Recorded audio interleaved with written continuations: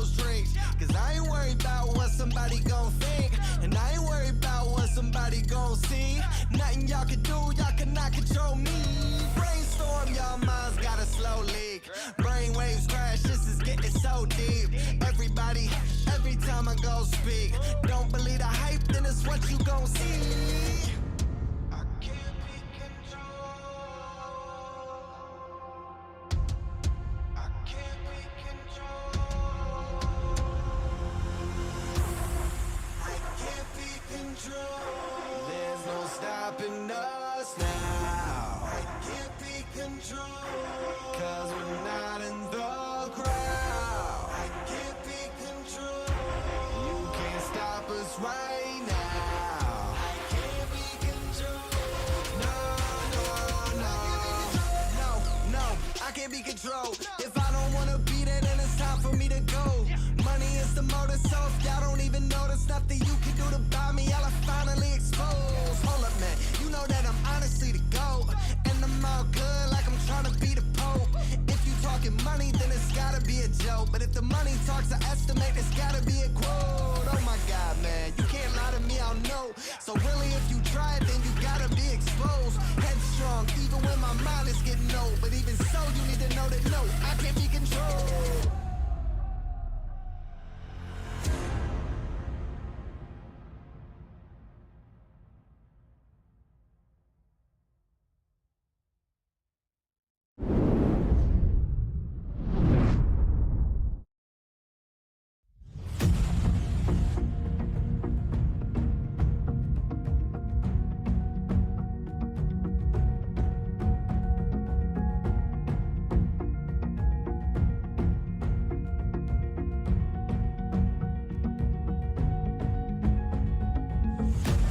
Live tonight from iRacing's virtual Bristol Motor Speedway, we say good evening, sim racing fans, and welcome to RaceSpotTV's coverage of the 2022 Full Throttle Real Sim Racing Cup Series.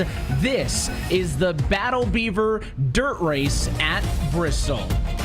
And as always, we're happy you're spending a Monday night with us here on RaceSpotTV. With our producer downstairs, as always, my name is Evan Pasoko, joined by both Nolan Rempel and Terry Radford in the RSR booth this afternoon, guys. Happy to have you with us. So, Nolan, I'll go to you first on this one because it is a very different race here tonight than what we saw last time out on the road course at COTA, but honestly, really different than any of the other 29 races on the calendar this year. The one and only dirt race here tonight. We've got heat races, LCQs, and all of that coming up. It is going to be a bare knuckle fight if last year was any indication.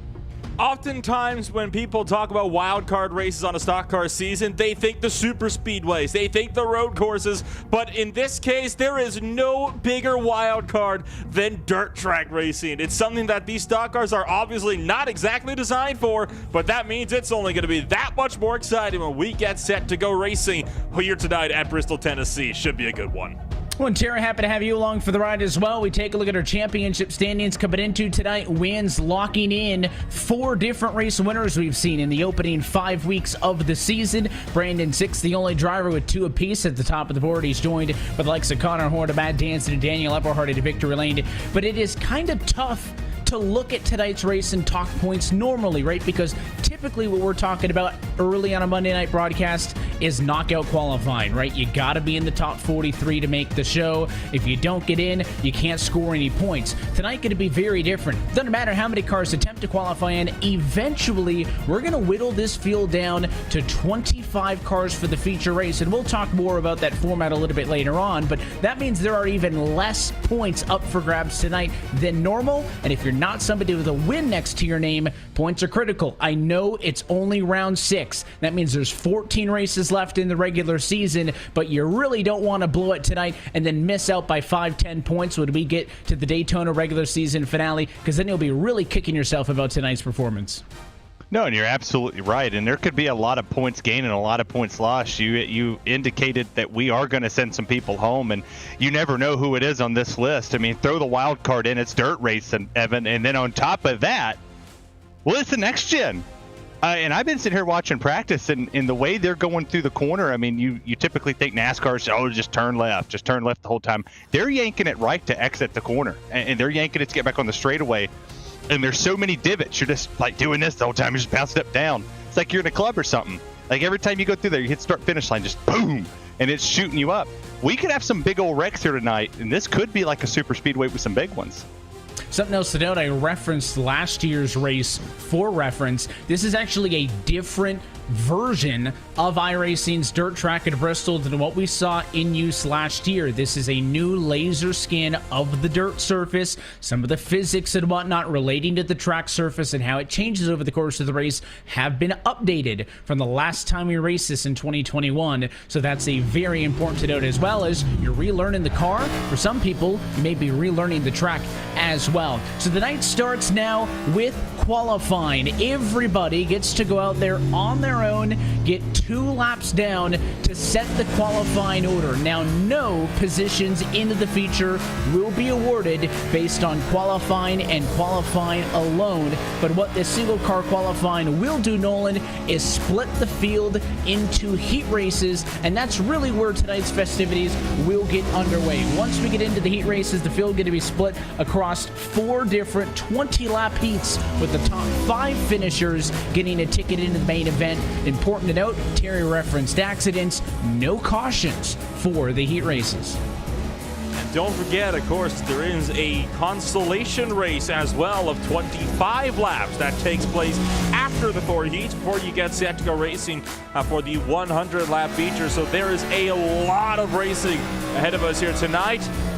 With the whole boatload of entrants in the grid for us here tonight, it should be a completely packed show full of just exciting racing from start to finish. And in all honesty, if it does end up being that we use all 4 heats and instead of just the 3, this race could end up going a little bit longer than some of the more traditional races, even the 250-lap races that are typically run on the asphalt version of Bristol. It is going to be an interesting one to listen. Even though we put dirt on it, Terry, this is still Bristol, the world's fastest half mile, straightaways that are barely 200 yards long, 160,000 seats. I mean, no matter what kind of racing surface we're racing on, Bristol is always a tough foe for these drivers to go up against, and a great venue to put on this one and only dirt race of the year, the Battle Beaver Dirt Race at Bristol. Yeah, it's very exciting. I mean, you think of Thunder Valley, you think of Earnhardt moving Labonte, Rusty Wallace, Jeff Gordon fighting one another on the infield. There's a ton of history here at Bristol, and to add dirt to it, just red clay, Tennessee red clay, makes me so happy that they imported dirt in from the local areas around there. But this is going to be an epic event. You saw it last year, but Evan, like you said, new scan. This track is much different than what it was 1 year ago. I'm excited to see how these drivers tackle it in Heat 1. And it should be interesting as the clock winds down. The top left corner of your SK Sim Racing leaderboard. We'll monitor that over the course of tonight's action. But qualifying has drawn to a close, and the field has since been divided into heat races for tonight. So let's go trackside. Take a look at your starting grid for heat race number 1. And Anthony DeBarro, with the best time of them all, will get the front row seat. He'll bring us to the green flag tonight alongside Tom Wetmore in second. Nicholas Cohan starts in 3rd position tonight with Ross Cato at 4th. Michael J. Johnson is 5th. And Brandon DeBuy rounds out our top 6, Nolan. That will put Sam Vieto in 7th place. Agdal Phillip is down in 8th. Matthew Mara is in 9th, with Brian Chambers to round out the top 10 on road number 5. Kyle Kamer, Rhett McBride, Benazzi Major, and Dane Cruz round out the 14-car field in Heat 1. 20 laps is a healthy margin enough, Terry, for a heat race, right? You definitely have seen formats with shorter ones. It's going to give you ample time to make mistakes, maybe come through traffic a little bit. But again, because cautions are disabled for these heats in the LCQ, I think track positioning is going to be important just to stay out of the hornet's nest. No, absolutely right. And this is, you never really say qualifying is important at Bristol because there's so many opportunities to pass, but that's on the concrete. Here on dirt, you need to be up front. You need to be where the 27 of Anthony DeBarro or Tom Wetmore, where those two are at the safest one. You're going to see some dive bombs here because they can go all the way down to the wall. this is going to be a barn burner. I think people are sleeping on this dirt race. It was a exciting one, of course, when it debuted on the Full Throttle RealSimRacing Cup Series calendar last year. At that time, it was won by the 4-time defending series champion Andrew Freenosh, who led 124 of 125 laps in that feature, but he is going to have to work hard for this one. We'll see Freenosh a little bit later on this afternoon in heat race number 2. But until then, the lights are out on top of the iRacing official pace truck, and we are ready to go racing for heat race number 1 here in Thunder Valley. DeBarro, fastest overall on the front row. He'll be joined alongside, again, Tom Wetmore, second on the grid in heat race 1, courtesy of the 4th best time overall. Pace truck is in, green flag about to fly, and we are racing. It's heat race number 1.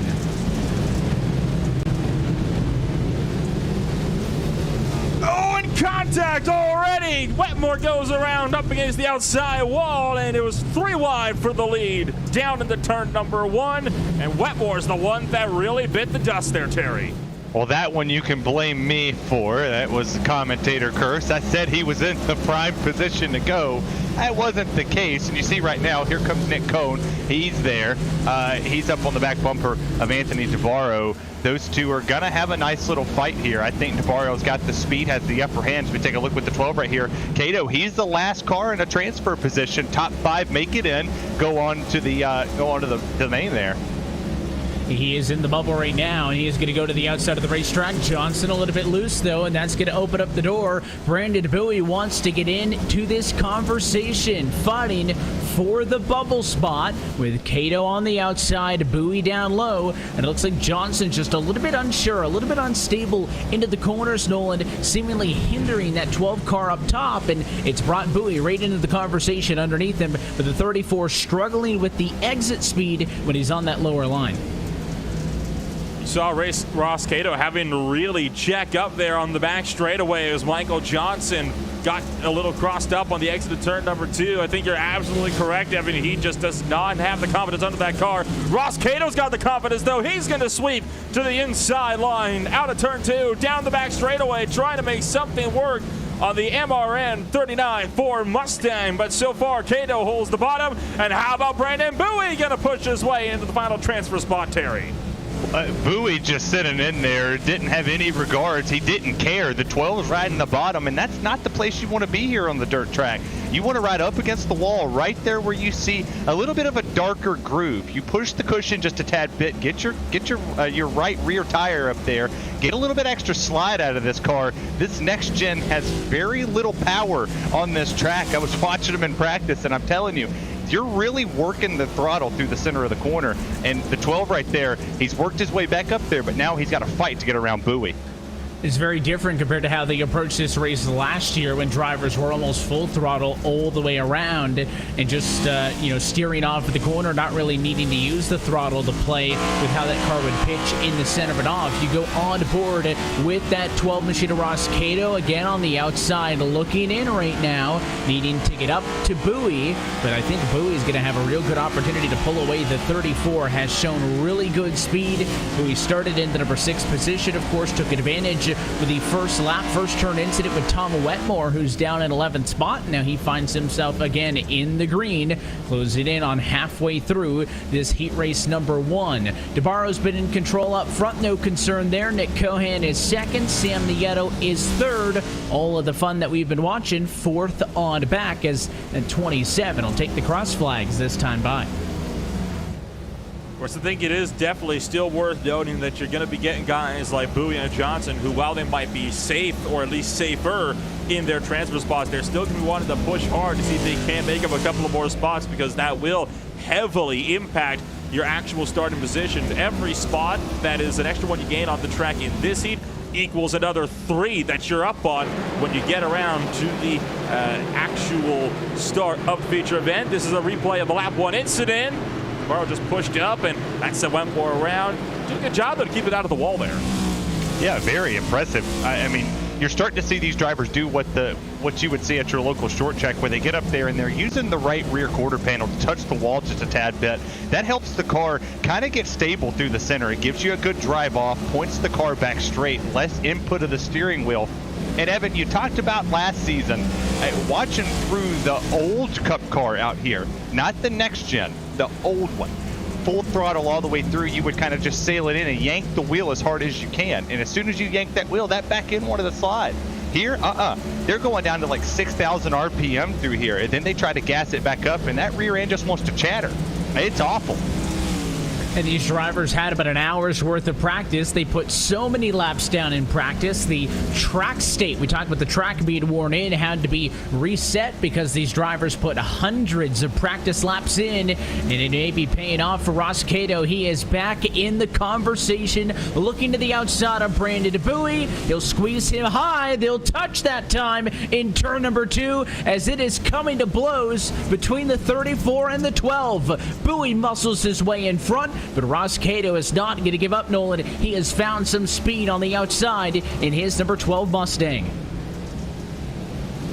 And I think Bowie has realized that he's found the speed. He's now trying to run the lip as well, just trying to make sure that he stalls out Cato's runs. And Ross Cato's coming around to what will be 4 laps to go this next time by. He has got to get by Bowie, and he's got to get by quick if he wants to find himself secure in that final transfer position for the feature event. As well as this, they're both starting to run down the likes of Michael Johnson and Nieto for the 4th and 3rd positions. They've also closed out quite a little bit here. Ross Cato, though, still trying to see what he can do in that number 12 car to try to run down Bowie and get himself back up into the top 5. Cato's got speed. He's riding the outside phenomenal. I've been watching Bowie a little bit. He'll push up. Oh, that time he definitely pushed up, and the 12 got to the back bumper. They're going to get to the back bumper of Johnson here. 3x3. They're trying to get around. This one right here could be a dogfight coming, because when you see that white flag, you have to go if you're Cato. And then running out of time to make some moves. It may very well come down to these two. And because Nieto and company have been caught, they also can't afford to make any mistakes. Lap traffic, Madazzi Major going to hold the inside. And the race-leading cars clear themselves through. Up front, Anthony DeBarro takes the white flag. 1 lap to go. Here comes Cato underneath Bowie. Side by side as they fight for 5th. But the 12 gets a little bit washed out into turns 1 and 2. They'll touch again. That might do it. Cato loses ground on the back straightaway. DeBarro dominates to win Heat Race 1. Cohan 2nd. Here's the race behind. It will be Nieto, Johnson, and Bowie with the golden tickets to the feature. And Ross Cato was right there, Nolan, on the white flag lap. Comes up short in P6.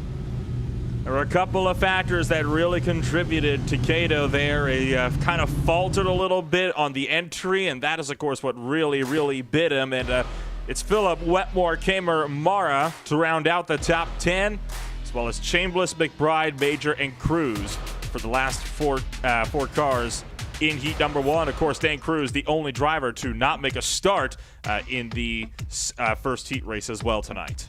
And so all those drivers from there on back going to be sent towards that LCQ a little bit later on. Let's take a look at your SK Sim Racing starting grid for heat race number 2. Andrew Friedosh, last year's winner, was second best in individual qualifying. He'll bring us to the green flag in this one alongside Keep It Real Sports 2's Sean Casto. Joseph Tice rolls off in 3rd with Kyle Trudell at 4th. It's then Michael Laraya and Connor Horn-Terry, our top 6. And you got Daniel Everhart down there in 7th with William Smith. Jeremy Miller in 9th. Eric Stanford rounds out your top 10. Thomas J. George and Dylan Parker rounds out row 6. And to end the field, Sean Collist and there in 13th. He's going to be a fun one to watch. He had some speed in practice. So now we look for lessons learned, right? We didn't have any major huge pileups, but we did see Nolan contact turn 1, lap 1 from the front row. We also saw contact last lap for the bubble spot. So very clear tonight's race going to involve a lot of physicality. We learned that right away in Heat Race 1. And of course, one good thing about being in these later heats is the fact that you mentioned lessons learned. Well, all of those drivers that are watching, they can kind of get a feel about how the track is weathered in and exactly what they can expect when their own heat race comes around. For the guys that have already raced, and get a good idea of how the rest of the field races so they know what to expect when they race around them for the potentially the first time all night long come the feature or the consolation race. 1 lap to go before we go green flag racing. It is the Battle Beaver number 88 car Vancher Freenage that I mentioned on the pole for the Battle Beaver Dirt Race, and I have a feeling I know what one company's favorite might be to win tonight's race.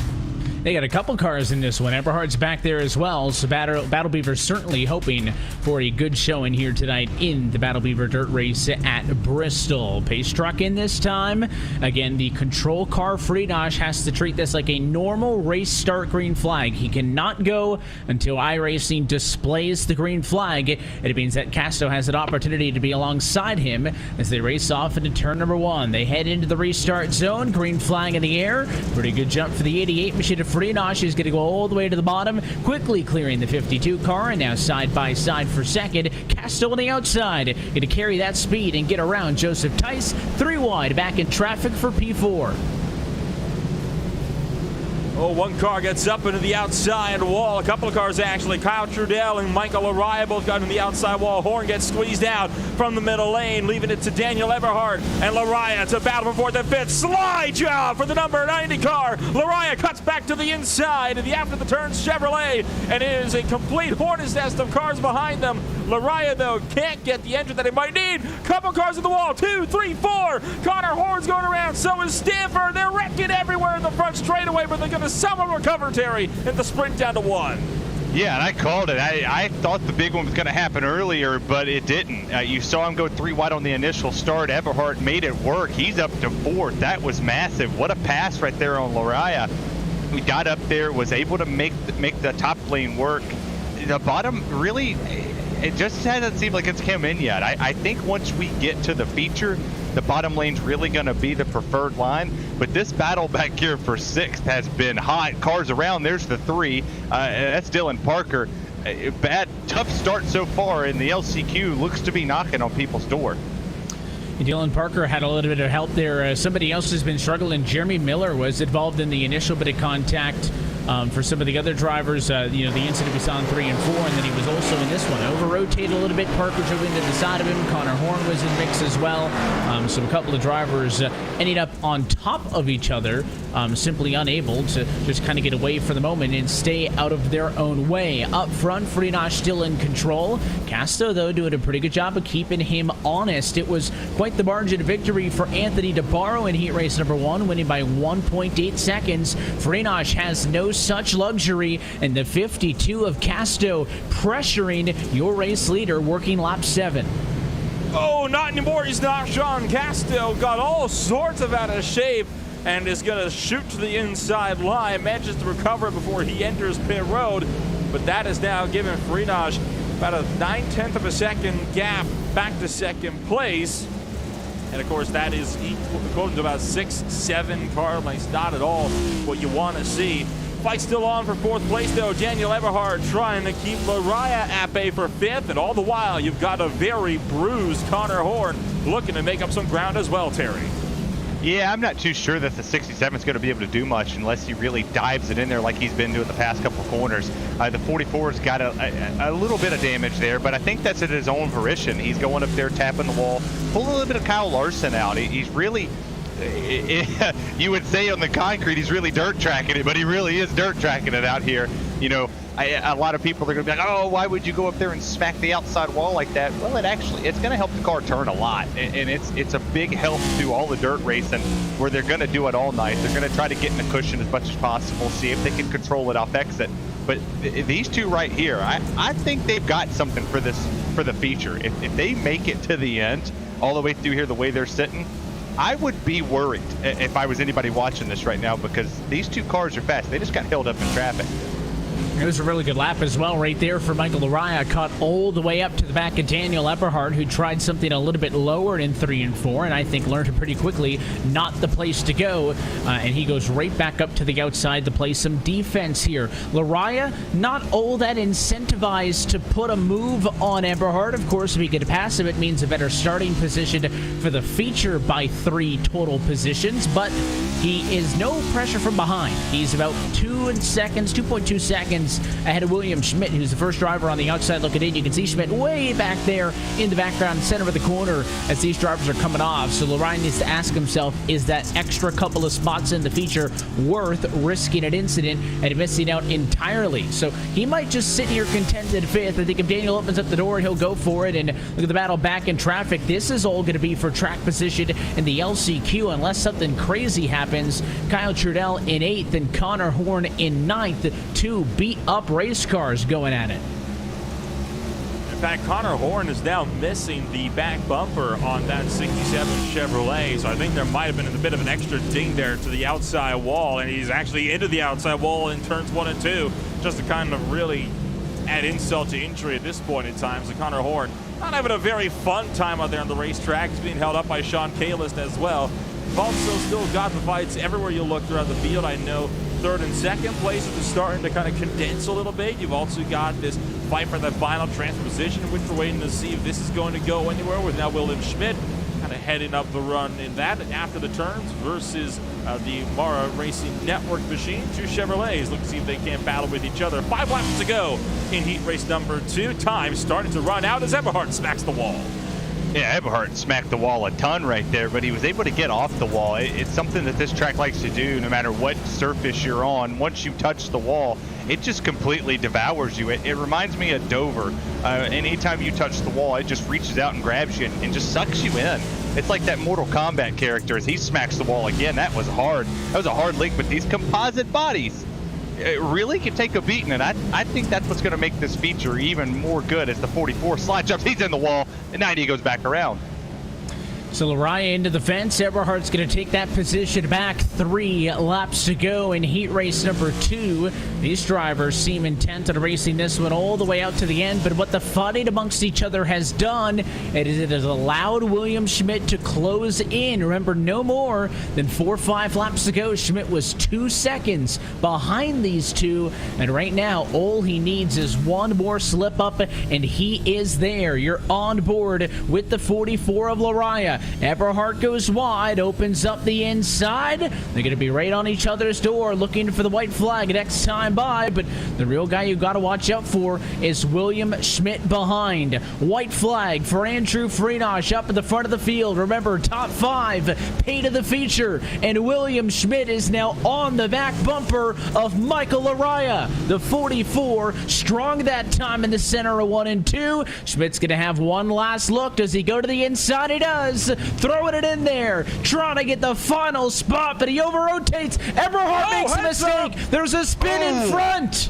And into the inside wall goes Daniel Eberhard. Who's going to make it to the stripe? Freenosh 1, Casto's in, Tice, Lariah, and Kyle Trudell from nowhere ends up in 5th. Oh. And all of that came from Dylan Parker when I believe he got into Jeremy Miller, turned all of them around. Miller started going counter course to try to see if he couldn't get it straightened up. That caused Eberhard to check up. There was nowhere for Schmidt to go. Just a complete, really mess of an ending for heat race number 2. Kyle Trudell's not going to complain about this. That's a free 2 spots, and that's a free spot into the feature for him. It is a free ticket into the feature, and you take a look at your results. Freenosh, Casto, Tice, Lariah, and Trudell. 1, 2, 3, 4, and 5 make the show. That means that it is everybody else headed on to the LCQ. It'll be Schmidt, Horn, George, Eberhard, Parker, Miller, Stanford, and Kalist on to the next one. We take a look now at your SK Sim Racing starting grid for heat race number 3. Brandon 6 will bring us to the green flag. Of course, we talked about him a little bit earlier tonight, the only multi-time race winner this year. Going to be on the front row alongside Chris Rabel. Tim Johnson starts in 3rd alongside with David Cobb at 4th. Nick Silver and Cody Harris in the top 6. And that is going to put Grant Davis in 7th with Jared Wymester in 8th. Liam Sheen is 9th. Braden Whitaker sits down in 10th. Shane Ewing, Bradley Burke, and none other than Mike Kuczynski round out the 13-car field for heat race number 3. I want to mention, Terry, we said at the top of the show 4 heat races. Because of the car count, that is going to be adjusted. So this will be the 3rd and final heat race of the night. It simply means we'll get more transfers from the LCQ a little bit later on. So this is the last heat race coming up next. Yeah, and I think you're not going to have as much sense of urgency because you've seen 2 heat races. I also think with teammates being up front, that's huge. That's very big, that you could talk to one another and say, hey, don't pinch me here. Don't press too hard. You know, you can kind of ride in second. We have a feature to go. You got 100 laps. You got 100 laps to fight it out. Don't fight it out now. And let's see who's going to be on the 3rd row for that one right now. Pace car off and in. One last chance to avoid the madness that is the last chance race. Green flag in the air. We're racing in heat race number 3. It is a great start for Brandon Six. He checks out up front, and a quick pass will put Tim Johnston up to P2. Already up in 2nd place, and this has got to be the cleanest start we've seen so far out of any of our 3 heat races so far over the course of the day. He'll lead the opening lap. Silver and David Kolb in a side-by-side battle. Kolb hits the wall, and he's out of shape trying to save it out of 2, and he is going to recover, but that's going to put him under fire now from the 28 Chevrolet of Cody Harris, who's trying to find his ticket through to pick up that final precious secure spot up in the feature. Yeah, and Harris, man, he's watching all the chaos happen in front of him. You can barely see. I mean, this is a lot of blinding areas on this track, especially when you're going down the front and back straightaway, as the 56 almost loses it right there in that USAA Chevy. This is tough going. Like I talked about the divots in the racetrack. This is only 20 laps, and we're only 4 into this, and they're really tearing it up. I mean, they're absolutely just demolishing the racetrack. And I know it's just a sim, but this is accurate. You see the back end of the car bouncing up and down. Every time it bounces up and down, you're going to start seeing a new divot happen. And then the car behind you has to feel that. And then it keeps going. It trickles all the way back to where the guy back in like 9th place, he's just rolling over what feels like a farm, like they just plowed the field. And it's tough. It's tough going out here. It's like a Rocky Mountain. And they are bouncing all over the place here in Thunder Valley. Johnson trying to recover from that little mistake that, again, saw him lose the transfer spot. He was in a great spot, had a good jump at the start of this race, moved up to 2nd, but a lot of drivers struggling with throwing it into the corners a bit too aggressively and over-rotating. It's what caught him on that major mistake. It hurt him a little bit there, but bigger issues in front. Winemaster tagged the fence off of 2, could not get off of it, and the 48's going to come back down the inside. Door slam the 56 car, and Winemaster getting physical, but Johnston breaks away with P6. Now he just needs to catch Cody Harris, who occupies the final transfer spot. You can see that white line left-hand side of your screen, Nolan, on the SK Sim Racing leaderboard. Top 5, again, the magic number to make the main event.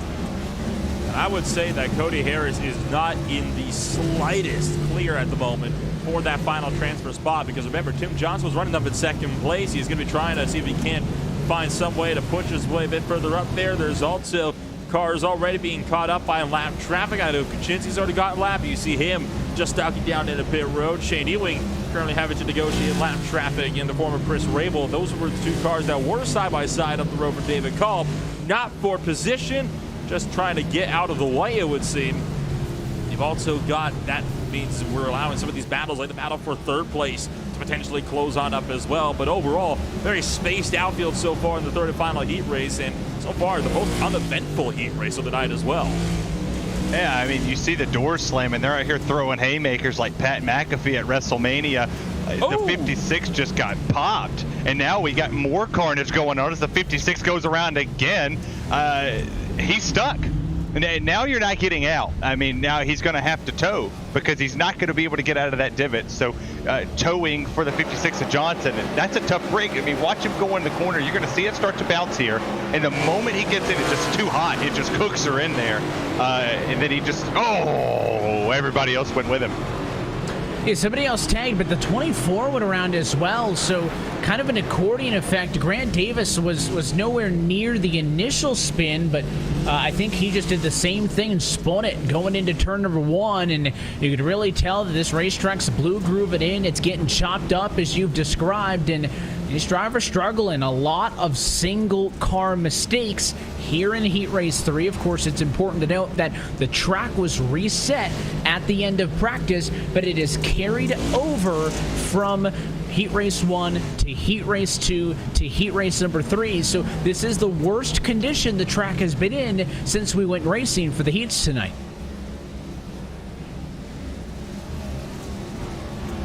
Still got drivers trying to cycle through here, there, and everywhere. Chris Rabel trying to fend off the likes of Nick Silver for second and third place. And Rabel having to really work that number 29 car as well. And Silver having to really hop up and down as well. You can hear the revs really bouncing back and forth as drivers get on and off the throttle, having to struggle to get the hammer down to make sure they can not lose a whole lot of time on the racetrack. If we stay on board with this shot right here around a lap, I was watching this in practice too. You see he's going down to about 6,700 RPMs, and he comes out, gets up to 8,000, and then he just starts bouncing. Before he ever gets to 9, you see the rev limiter jumping up, and that's the rear diffuser. When that diffuser's smacking the ground every time, he's trying to shift. Nothing, still in 4th. You never see them go to 5th. It's not going to happen on this racetrack. They're going to have to be in the lowest gear possible, which in this case is 4th gear, because if you do, you're just going to spin the rear tires. You're going to chatter them all the way through, and it's just going to keep going. So if for anybody to make some passes here, especially on the bottom with that diffuser, it's going to be a pretty impressive pass. And he's doing a good job of being consistent, right? That's something that a lot of people have struggled with, but Silver, who you were on board there with, has been pretty good. Brandon 6 has led every single lap thus far. He has opened up an incredible 4.5 second lead on the battle here for second. That sees Chris Rabel about a second up on Nick Silver in 3rd, Cody Harris 4th, and Bradley Burke back in P5 is the bubble driver. Not all that safe as we look for 2 laps to go in this race for the cars up at the front of the field. Brandon 6 is concerned lap traffic. We saw how an incident with lapped cars hurt some of the drivers in the battle for the bubble in heat race number 2, but 6 unimpeded will take the white flag one more time around until it's official. Battle for 5th still heating up. 6 has got clean racetrack. He just needs to make one more corner, and he is going to be locked in for 3rd in the feature race. Brandon 6 dominates and wins heat race number 3. Rabel looks to hang on to 2nd. Silver wants 3rd. Here's the fight for 5th. David Cobb, one last-ditched effort, looks to the inside, runs out of racetrack, and Bradley Burke survives in 5th to get the final ticket to the show.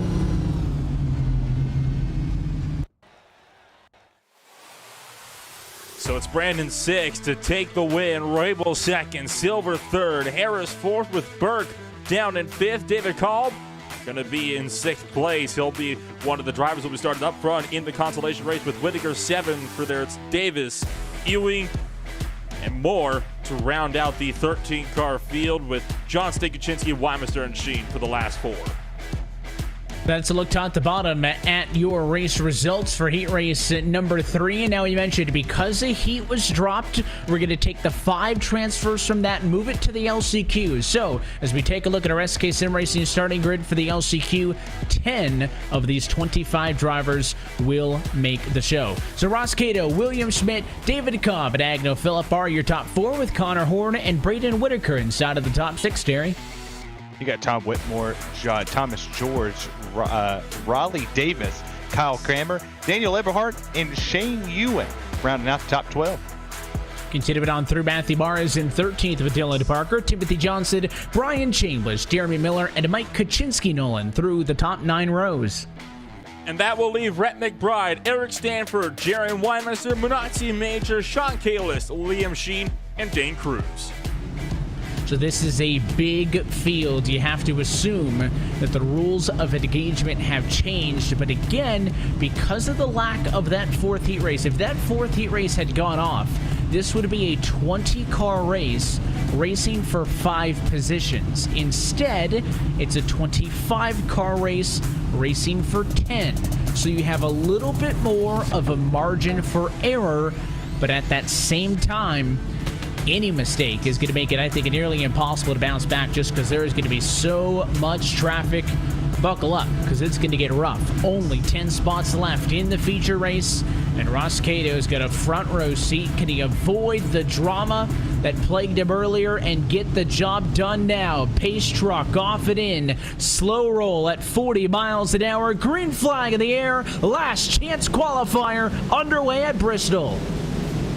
Already fanning out, 3 abreast. They're side by side for the race lead, trying to go 3, almost 4 for the race lead. Down the back straightaway, you've got Ross Cato trying to make the run on William Schmidt, and it's chaos in the back. Connor Horn shoves Phillip into the outside wall. Phillip's going to get turned by George, Kamer, and more. The 23's going around. 1 car up and over against the fence. It's Benazzi Major. And that's a big wreck. And you talked about a big race feel for a top 10. They're still wrecking. It's calamity out here. It's like a backyard fight at Bristol, baby. Man, I'm hyped. Let's go. Says that you want to be strapped in and in this thing. It is wild on track and a lot of big names. We talked about the championship implications with only 25 making it to the main event here tonight. A lot of big names in that last incident, but it lowers the car count a little bit more. Spinners, look out. Ewing gets tagged. Several cars. Chambliss got him once. At least now the 32 as well going to be involved in this one, so Ewing still hung up on the bottom, and everybody stack it up here at Bristol. It is getting sloppy, which is helping the cars towards the front get a gap. It is no help, though, to the drivers from there on to back. Remember, your top 10 is the magic number. Look at this 4-way battle, though, for P2 to 5. Holy cow, and it's about to kick off all over the place. David Cobb just got into the back of Ross Cato. Look out for right now, Phillip again. Lap traffic on the low side for the number 94 car. Might have to go 3 wide with Phillip in the middle. That's a dangerous thing to do with lap traffic at a dirt race. You've also got Connor Horn running the top side, trying to find the way through. Wetmore's in the mix, and Daniel Eberhard starting to close up as well. Oh, and Cobb really runs into the back of Cato, and Horn tried to split the middle, but there wasn't any room, Terry. Oh man, they took the gloves off when we dropped the green flag, man. This is like a fight in Vegas. You got it all. The hair sticking up on them. They're buckling up, man. You got half of them hanging on the wheel.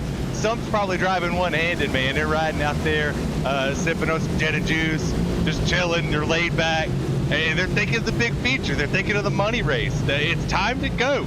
And you got the top 10.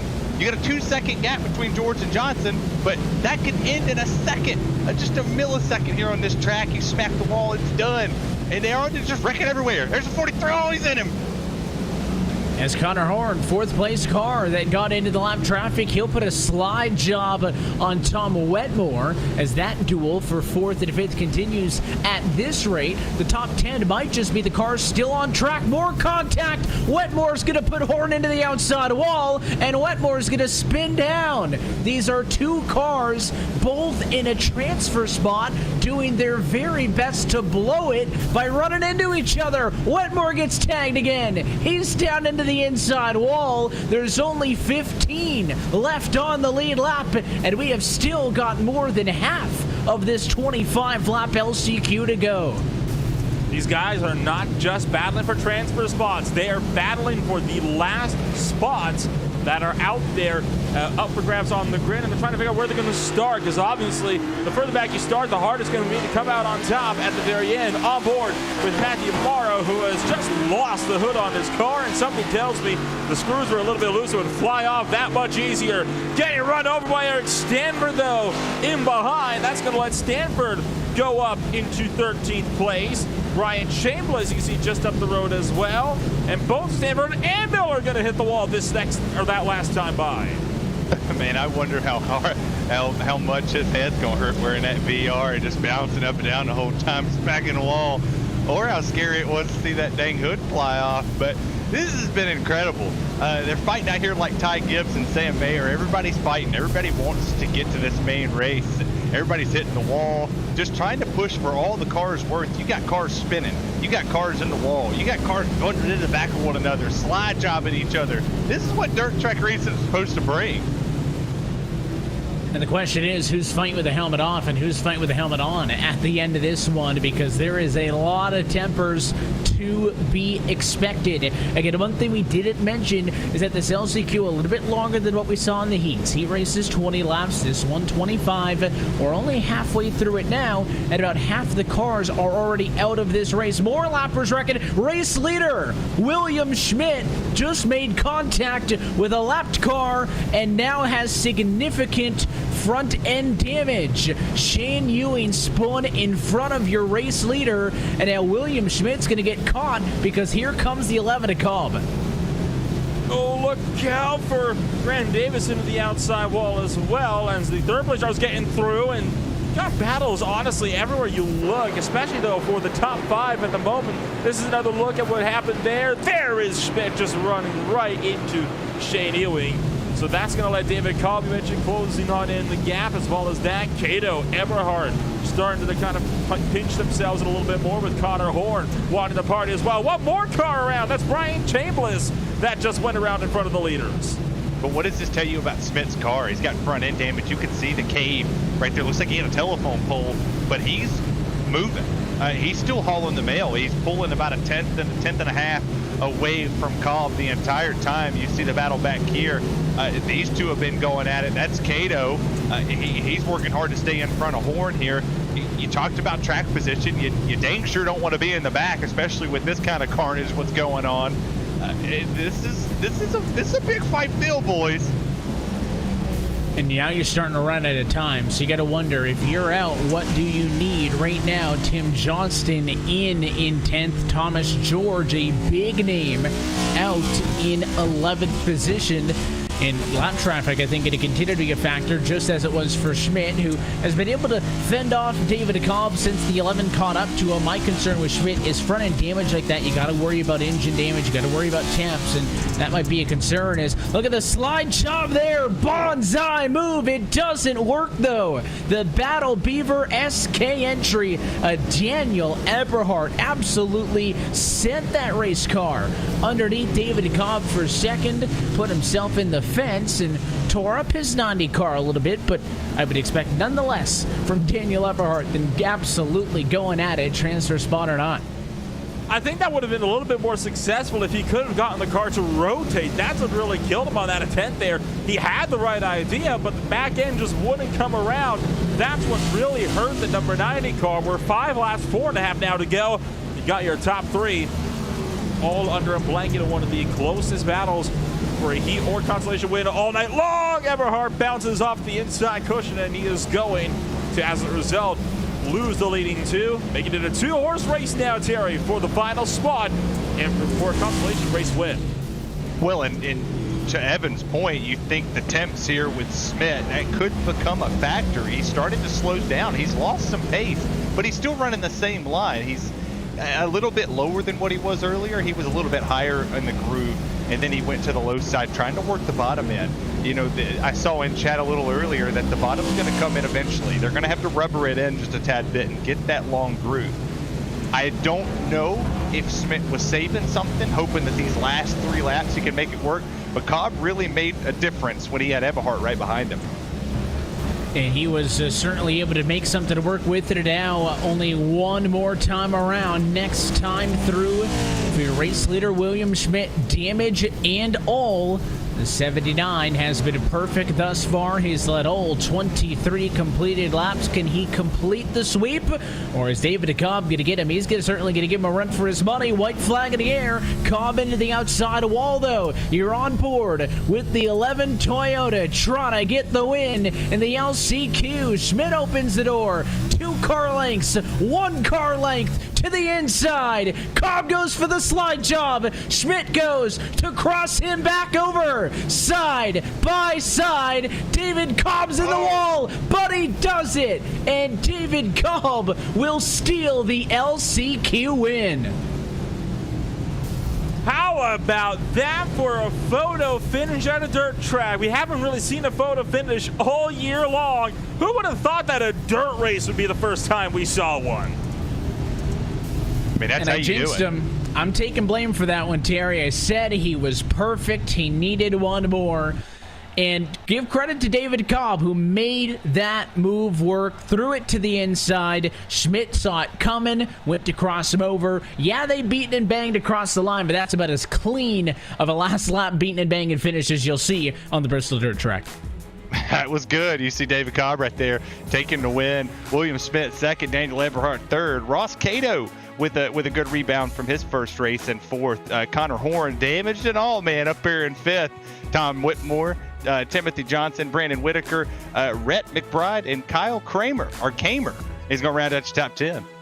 And those are the drivers headed to the feature. It means everybody else is going home. So the DNSs will be Eric Stanford, Grant Davis, Brian Chambliss, Shane Ewing, Dylan Parker, Mike Kaczynski, Manatsi Major, Liam Sheen, Jaron Winemaster, and Dane Krusnell. And those are a lot of big names in that LCQ DNSs. Let's take a look back at some of the notable moments from the afternoon so far. 85 laps down, and we've whittled the field to 25. It all started with that contact at the start of Heat Race 1. That was, of course, when Wetmore got pushed up by DeBarro. Wetmore was the outside pole sitter, and he won. Just got a little bit of a hip check. Kept it out of the wall, though.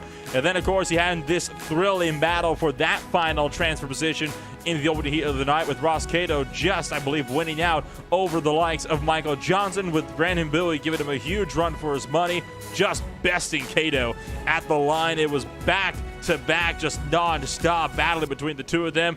They couldn't decide which one of them wanted to get that final transfer spot. And they were fighting over it non-stop, and it kind of kicked off the night that saw a lot of contact throughout. Here's the onboard look with Cato coming through the corner, roughing up the 34 in front of him. And I think these drivers now know the gamesmanship that'll happen in this feature, because they had plenty of time to test out those bumping techniques. I'm not too sure what we're going to see here in this feature, but I don't know if it can top.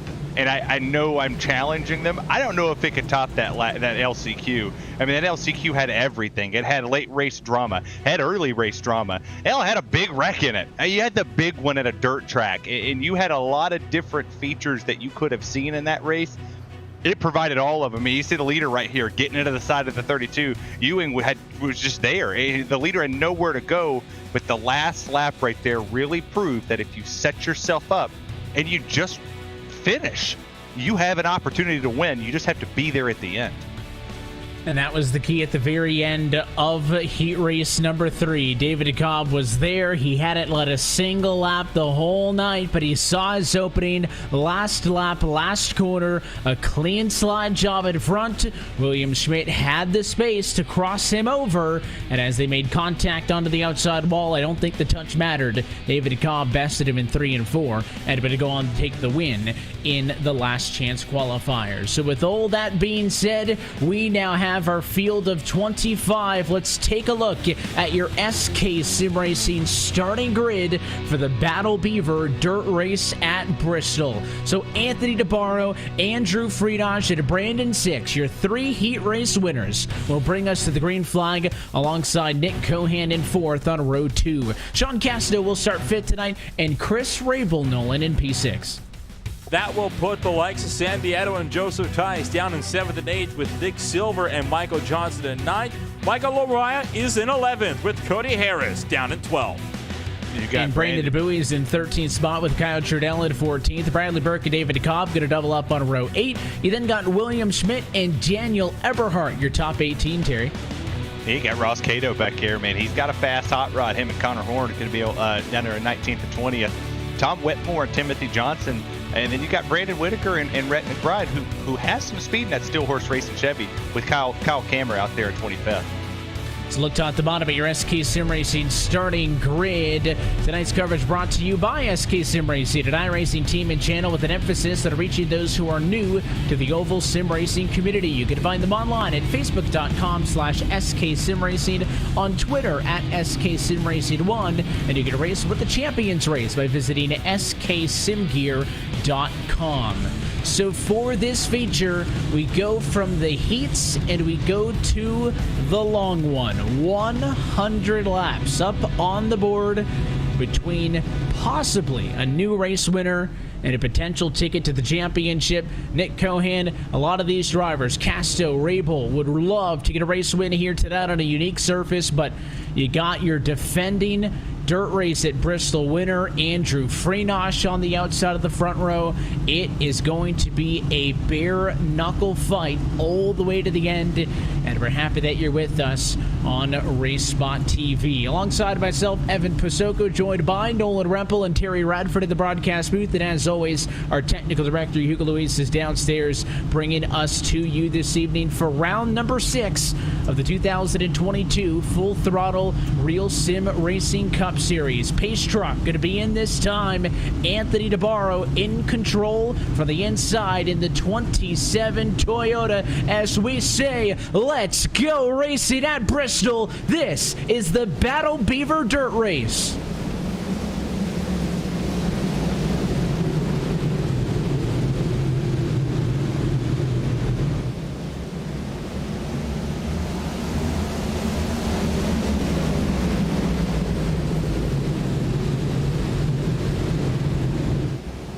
And a lead change in the first half mile. Andrew Freenosh to the point. And now Nick Cohan harassing DeBarro in a fight for second. Overall, a very clean opening lap to this race. The one car getting a little bit in close with the outside wall in the background, but other than that, we are all clean and green. Fights on for second place. DeBarro starting to lose some ground. Nick Cohan trying to find a way through, but Cohan is into the outside wall. 6 will sweep into the podium, and Castell will go through to 4th place as well. Yeah, it's weird to see the 21 catching the wall. He hasn't really been up that high all night long, but in the wall he goes. You see some of the troubles back here in the back of the field. You see the 5 starting to wash up there. A lot of people starting to move. I mean, they're starting to figure out that they can't necessarily all run the high lane. They have to go to the bottom. They have to go to the middle. So you're going to see a lot of 2 and 3 wide here as they try to rubber in this track and get a decent groove going here as the 12 goes around. Trouble with the 12 machine. One thing to remember is caution flags are on for this feature, unlike what we saw in the heats and the LCQs, but it was a lazy spin for the 12. He got tagged from behind. He did eventually recover. It's just taken him a little bit to get up to speed, so no full course yellows in the opening 5 laps of this race. You'll also notice the track looks a little bit different. It was totally used up. Nolan, has a spinner on the front straightaway. We'll hold that thought, because there is caution flag at number 1. It looked like Wetmore in the 51 machine. It was Tom Wetmore around, and we are officially under our first caution flag of the night. Yeah, he took a very hefty shot right to the right rear, left rear tire, excuse me, courtesy of Thomas George, and I think that could actually put Tom Wetmore in some serious, well, really in a world of hurt when it comes to damage repairs. We'll see what this will mean for him, but it was a very hard hit for Wetmore on that front straightaway. Take a look at the race spot replay as Connor Horn coming off of the wall just gets into Wetmore, and there's the hit. George left with nowhere to go.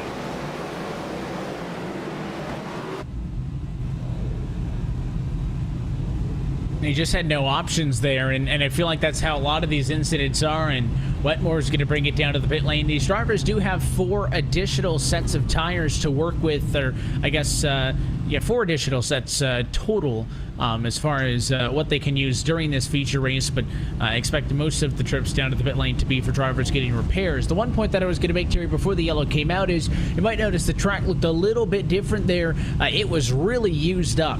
after being raced on for 85 laps, right? Through all 3 heats, through the LCQ. So it was cleaned up. They brought the tractor out. We didn't go all the way to a clean track state, though, like we did for the start of heat race number 1. Instead, or I should say for qualifying a little bit earlier on, the track was reset to about 25% wear. So you can see that blue groove right where the pace truck is. There's a good look at it now. You can see, though, still a lot of marbles low, marbles high. You still get the cushion up top. So it's a lot less worked in now than it was, say, at the end of heat race number 3. But that total amount of laps run, heat race 1, 2, 3 in the LCQ, 85, right? This feature, 100. So these drivers at least have an idea of, as this track falls away, where it's going to go in that direction, right? At least drivers in the LCQ and heat race 3 will know because they raced on a dirty track. The guys in heat race 1 may not have that same experience and could actually struggle and will at least have to learn a little bit more on the fly. Yeah, they're going to have to learn. And you see some of the drivers right there that were in heat race number 1. They're getting up there. They're getting in the wet. They're going around trying to cool the tires off. Just, this is your chance to relax. So you get them cooled down. You got people riding to the bottom. You don't want to ride where the rubber's laid. You see the rubber laid down in the center of the corner. And this is the one time I wish I had a pointer, like one of those little laser things. You see where the track's dirt, I mean, it's just gone. You don't see it. It's just, it looks like a flat surface. It looks like you're back on the concrete. Every time you go around that on full power, you're tearing the dirt and you're pushing it. And every time you just push it, you're just tearing the rest of it up. So as you see the dirt, the dirty dirt down there, it's going to make it challenging to see when all of that starts to spread out and you see it, a lot more cars on the racetrack that we have now. It's going to make for an interesting to show who can actually get through the bumps, through the corners, and not make the mistake, because early on, mistakes bring out caution number 1. Let's talk about how impressive Andrew Freenach was as well, Nolan. It was Anthony Navarro's field to control initially there, but Andrew wasted no time, went right to the race lead. And now as the control car, this is the first time tonight we'll see a driver be able to control the restart. Freenach does not have to wait for the green flag to fly if he chooses to. He has also elected to choose the outside row for this restart, and he goes right away. We are back underway in the Battle Beaver dirt race at Bristol, and Freenach has got 6+ car lengths in the run to turn number 1. DeBarro hangs on to second. Fight's going to be for third, and now a caution flag behind. All kinds of cars scattering, and a couple now into the inside wall. At least 6 collected in this latest incident. I see Whitaker stop. Bowie's got major damage. Tice is destroyed. Cohan is in it. Wetmore's there. So is Cato. A huge pile up and a borderline parking lot out of turn number 2 as well. And it looks like this one potentially was between Cohan and Chris Rabel to kick this one off. Rabel, of course, seems to have gotten away with that one relatively unscathed. That was a big turning point in this race, I do believe, because that took out some heavy hitters that we saw in the LCQ and in Heat 3. I mean, there was a lot of people that you really thought could drive through this field if they had track position, if they were able to flip it somehow, that they would have been key players in this, and now they're gone. So in my opinion, I think this is going to kind of sort the fair weather people out, and you're going to have your contenders start driving back to the front. Chris Rabel notably has claimed responsibility for the incident, so he'll go to the end of the longest line for the next restart. And there it is. He obviously took a different entry into the corner and just went through the left rear of the 21 car. And then right there, the 5 of Tice. Somebody else got into it down there low. Looks like the 34 was the one who got a piece of it. Whitaker up top. So that one really did snowball. And again, no surprise. You're used to, a dozen cars out there for the heats, and you get out there with 25 of them. If there's trouble up the road, these cars can't really just turn on a dime when you're sliding through the dirt to avoid an incident, and they do tend to compound themselves. And under the yellow, Daniel Eberhardt back in traffic in 11th position. A little bit of discussion, guys, pulling from the driver radio chatter, saying that he thinks it's pretty clear the top lane's the place to be, and it kind of matches with what we've seen all night, especially as the track wears. The top lane is just where you want to be in general when it comes to dirt track racing. You are generally able to carry so much speed around there, and in fact, a lot of times you'll be seeing drivers Even in sprint cars and late models, they'll be running the high side more than any other line on the racetrack. The only exception to that rule is occasionally in midgets. But there you really have two options. You got either the very low end of things, especially at the Chili Bowl, or you, of course, have got the high outside lane right up there by the wall. There really isn't any kind of middle line when it comes to dirt track racing. If you look at high bank tracks like these, you've got three lines. You've got the outside line, maybe the inside line if you're brave enough. I don't even think there is an inside lane, though. I think there's just what would be that third lane, which is you start down low and you exit right against the outside wall with the slider.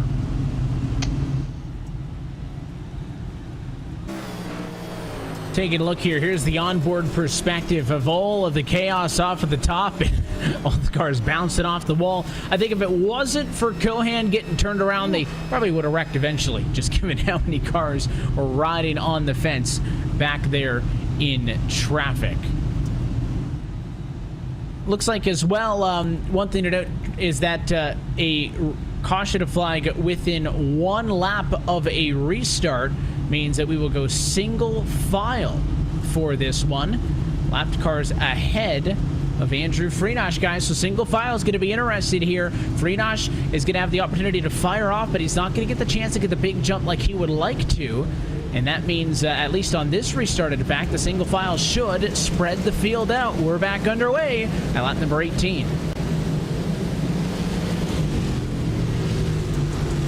Webmore already, like Freenosh, clear by a couple of car lengths. Andrew Freenosh trying to get around some of this lap traffic that he's got in front of him. This could get very tight here as Freenosh being pitched in by Ross Cato. There's not a whole lot Cato can do there.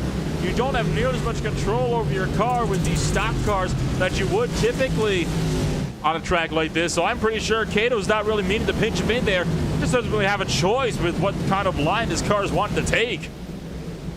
Well, and you see also, we talked about the single file.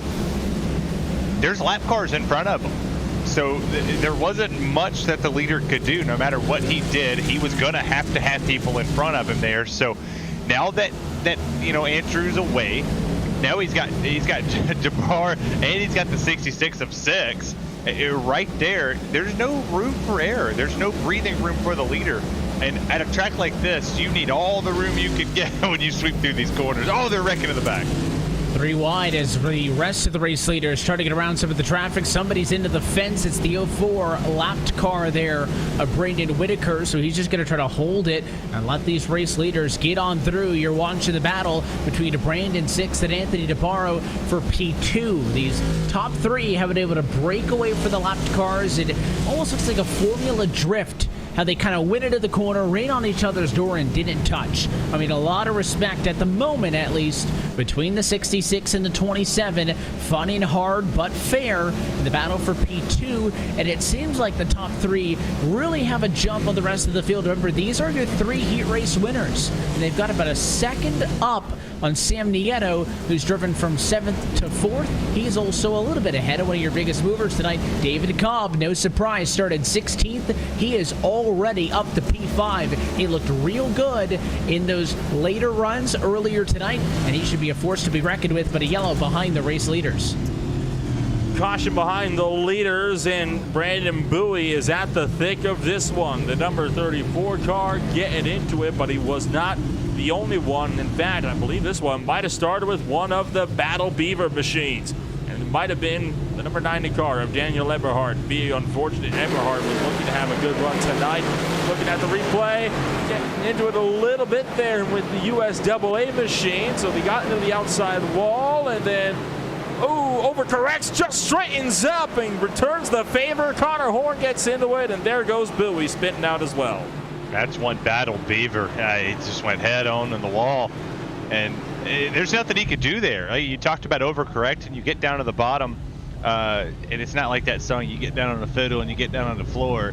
He gets down there, catches a little bit of what you would say the divots. He hit it like a pothole. Boom, in the wall he goes, and that's a tough break right there for Daniel Eberhardt. Tough break for him, a tough break as well for the 56, who has seemingly been a punchy to bag for a lot of the night. Tim Johnston has been in and around a lot of the chaos, and Johnston got into Eberhardt down into 1 and 2. It kind of messed up Eberhardt's entry. He tried to do another one of those aggressive slide jobs that we've seen out of the 90 before, and it just did not work at all. And Daniel Eberhardt's night going to come to an end, so at least his specific Battle Beaver entry will not be in victory lane in tonight's Battle Beaver dirt race at Bristol. Still got your top runner, though. Andrew Freenach has led all 25 laps that have been completed thus far, and he is in control of the field. And as a Battle Beaver 4 to paces us, no better time to give another thanks to our sponsor tonight, Battle Beaver. You can learn more about them online at battlebeavercustoms.com. They focus on improving their customers' gaming experience through custom gaming controllers, DIY parts, and instructional videos. Again, you can learn more from the folks at Battle Beaver Customs at battlebeavercustoms.com. Not the right use of the Battle Beaver with Daniel Eberhardt into the outside wall. Tooth first into Johnston will end Eberhardt's night. But we will obviously continue to keep on going. The boneyard's adding up. Glad I got one in on you, Terry, because I can never keep up with your one-liner. So I got my one in for the night. Eberhardt's in the boneyard with Cohan and Tice. That's probably going to add up by the time we get down. And I don't know if we'll have as many in the boneyard as Junior by the end of the night, but we'll have a couple. You just made me spit Sierra mist out of my nose. Oh gosh. Holy cow. It hurt. I will say that's a new one. That's a new one. I think why they're hitting the 56 so much, honestly, Evan, is because USAA is so exclusive. It's only for military members and their families, so everybody wants a piece of the USAA action. There you go. And again, poor Tim, not his fault, but yeah, he just keeps getting involved in all of the messes here. Something that's going to help Freenach, it looks like, is that the way that the field has been waved around and sorted out is that he is not going to have to deal with the lapped cars in front of him on this restart. Now, because, of course, we did complete a lap, we go back to the double file restart. That's important to note. We'll only go single file if a caution flag comes out within a lap of the most recent restart. So back to 2x2. Lapped cars are out of the way, and I'm expecting Freenach to go nice and early, just like he did the last time. Look at that. He's going to get all the way up and in the dirty stuff, because he really wants to point and shoot on the run off of turn number 4. Pace truck's off and in. There he goes. It's a good jump, and we're back underway. Back underway, and Brandon Six trying to get the jump on San Diego. DeBarro's going to just push up and clear for second place. Brandon Six will take the upper hand, though, of the slider from DeBarro and try to pull one of his own into turn number 3. And I think DeBarro might be able to get a better run around the outside lane if he hadn't gone up into the outside wall. So it's still a dead heat down towards turn number 1. Six, though, stepping the back end out big time on the inside line, just trying to make something work. And San Diego has a front row seat of the intense fight for second. And that's one good-looking 27 machine, too. It's got the burger on the side, but you see the 2. He's working the center. He's trying to find an opening. You see him dive down to the bottom right here. He's going to see what the 66 can do in front. If he's going to be able to slow the momentum of the 27 down just to get him in front. He's got the red full colors on there. You would think it would give him wings, but right now it's not giving him anything. It's just giving him a very tight car. And that's what he's working on, right? He's just a little bit off of the caliber that we've seen out of the cars running in the top 3. So he needs to find that little bit extra. And again, as the race wears on, he is going to be one of the people struggling to learn, because he hadn't run on a worn-out racetrack. He, just like Anthony DeBarro directly in front of him, were both in Heat Race 1, and they ran in a nice, clean track state. So this is where I think Six and Freenach, that little bit of experience, having raced a little bit later on, comes in handy. More issues behind the race leaders, though. Someone's into the inside wall. Survey says Kyle Trudell, I believe. And once more to the replays. Trudell gets into the wall, and nowhere for Schmidt to go. Spins him around 360, loops it, then backs it into the inside wall. Reverses back up. Got to be a little bit careful with how far you back it up. Last thing you want to do is back out onto the racing groove, because obviously mentioned this before, but somebody backs one of the racing line. It's not like on the asphalt version of things where you can easily make a quick juke to the inside lane. You turn the wheel all you want here, you're not really going to move down all that quickly. This has been tough going, but I tell you, this 88 is really, I don't know if he's showing everything that he's got. I think that he's kind of laying back. I mean, he has absolutely put a blistering lap down. He put a 19.4 on the board. The next closest to him, it's a 19.6, and that's Rhett all the way back in 13th. There's not a whole lot of people who's really staying consistent lap times with him, and he's battling the Beaver. And who's going to win, I think, out in the end between that fight is going to be the question a little bit later on. Listen, I know it could be frustrating, certainly, Nolan, I'm sure, for the race leaders, right, when those caution flags come from cars further in the back. But again, those are people in a bunch more traffic than the guys up front. And again, even in the, 13, 12-car heat races, we saw a lot of single-car issues. Not all of this is guys driving over their head and running each other over. It's just a tricky combination.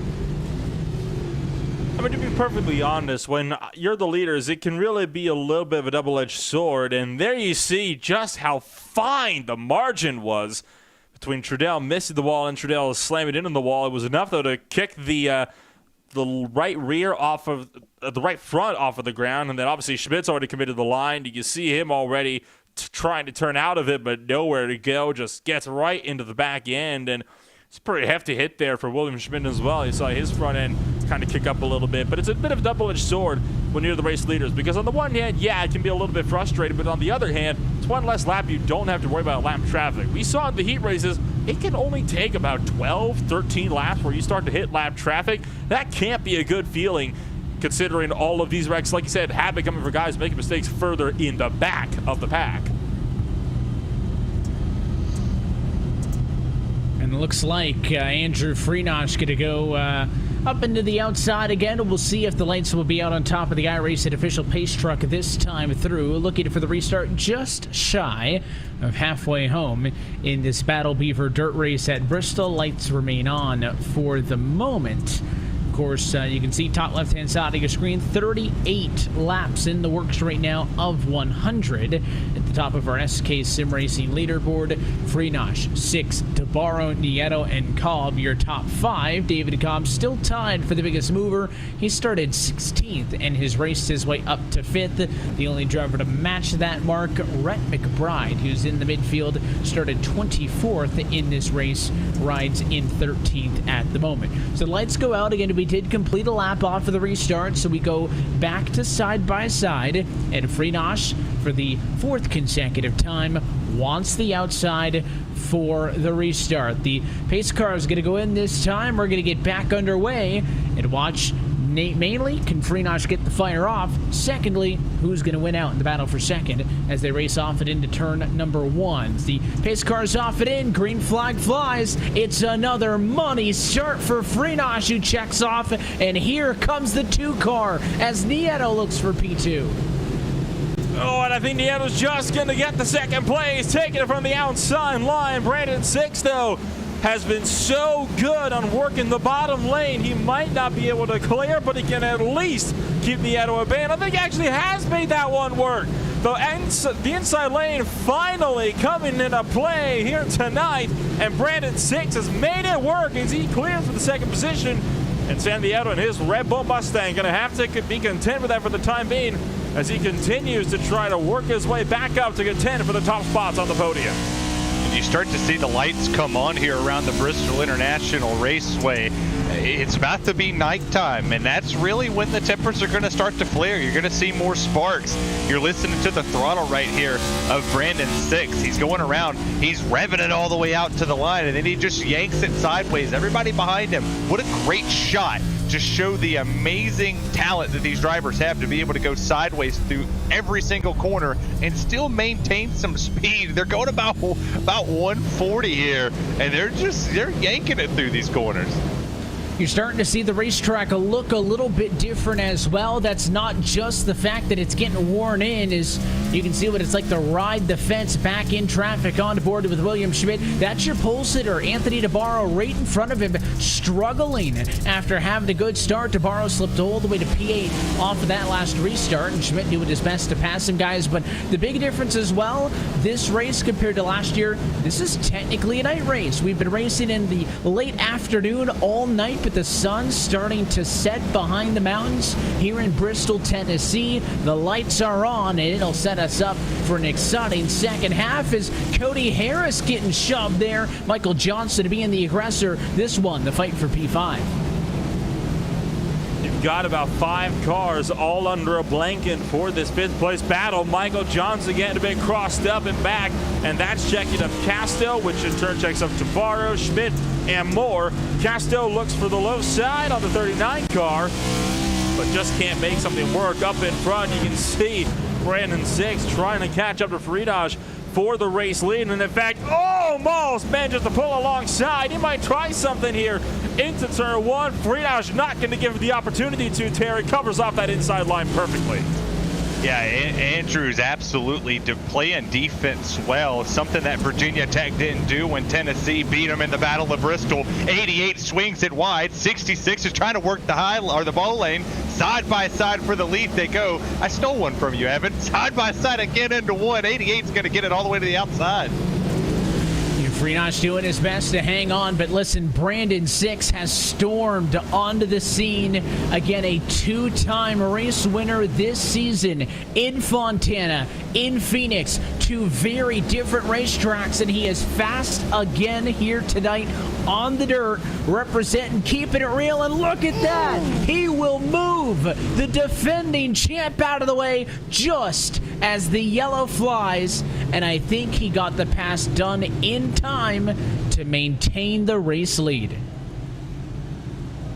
That was really, really close. So now the question is, what is this latest yellow flag coming on out for? It was a bit of an interesting one, that one. I didn't see anybody going around, but I think it might have been Rhett McBride in the number 15 car to be the kind of the one at fault for the latest yellow flag on the night, just as we hit halfway, 50 down, 50 to go. We'll get a bit of help from McBride, maybe. It doesn't look like a Connor Horn. Sorry, McBride going on by himself. Connor Horn had nothing to do with it at that point. There was a little bit of contact out of 2, but by the time they hit 3, McBride had that all gathered up, and just a lazy little spin, just enough that'll put us under the yellow flag once again, Terry.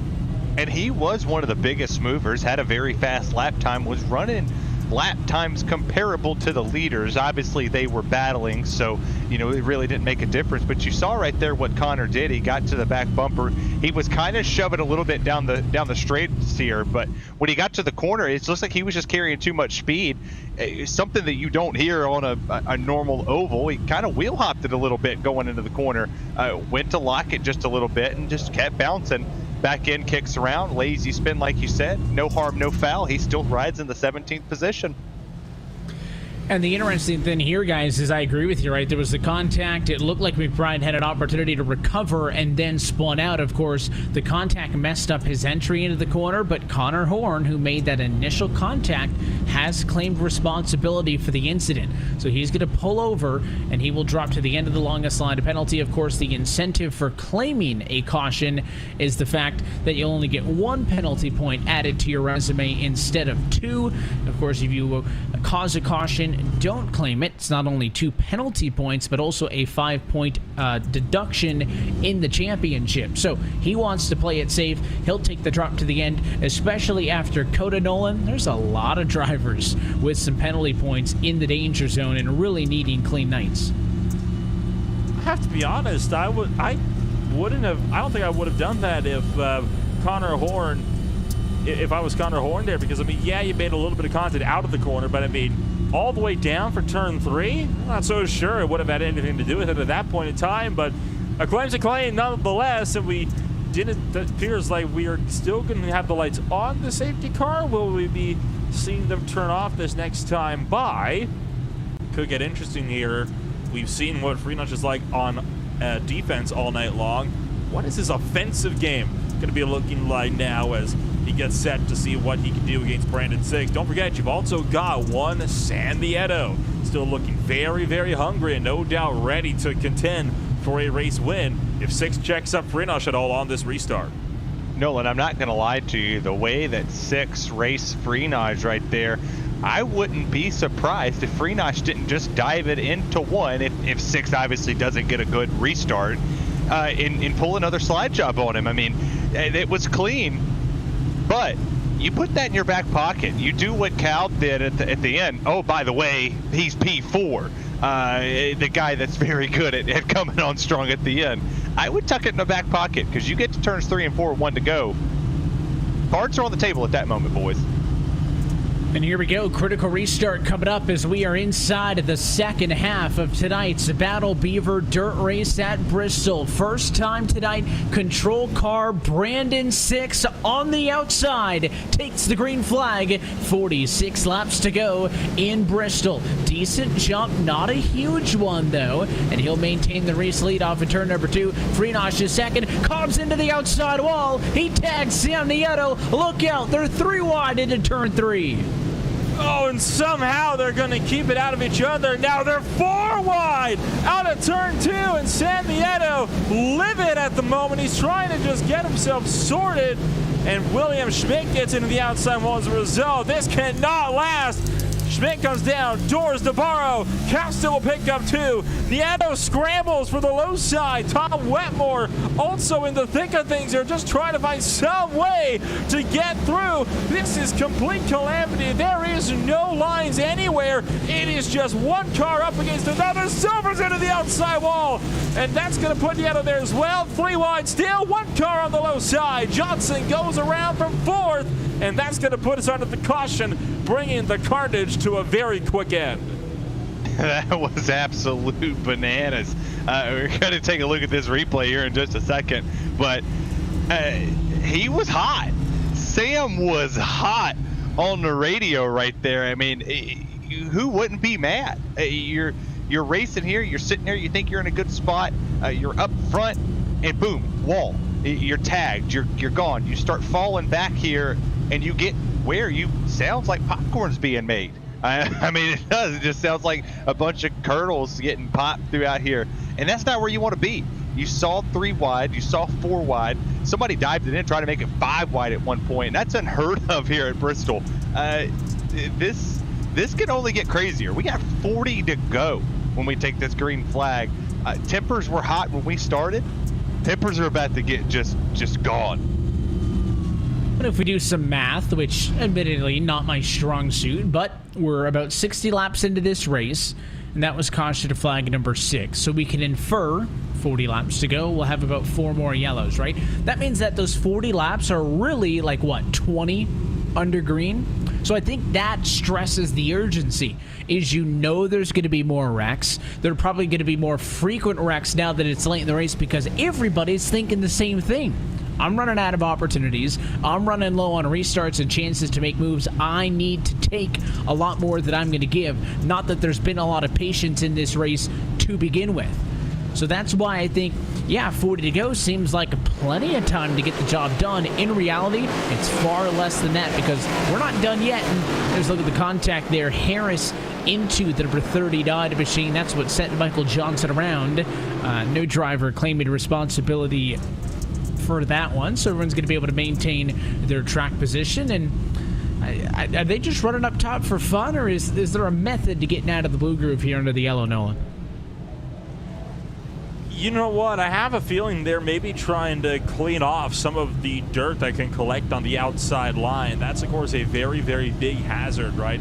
The more you run in one groove, the more it kicks some dust and grit up towards the top end. You run up there as close to the wall as you can, though. It cleans that dirt away, and that means that's a little bit more of actual real estate that you can actually use to race along. I think that's what they're doing up there, is you'll see they got a nice groove that's just opened up for them.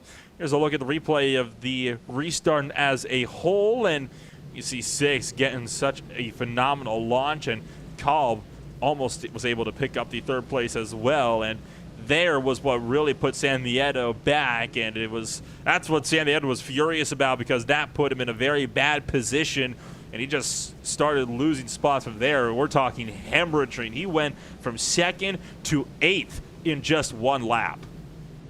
Well, it made him miss the corner. He couldn't set his timing up to get into the corner.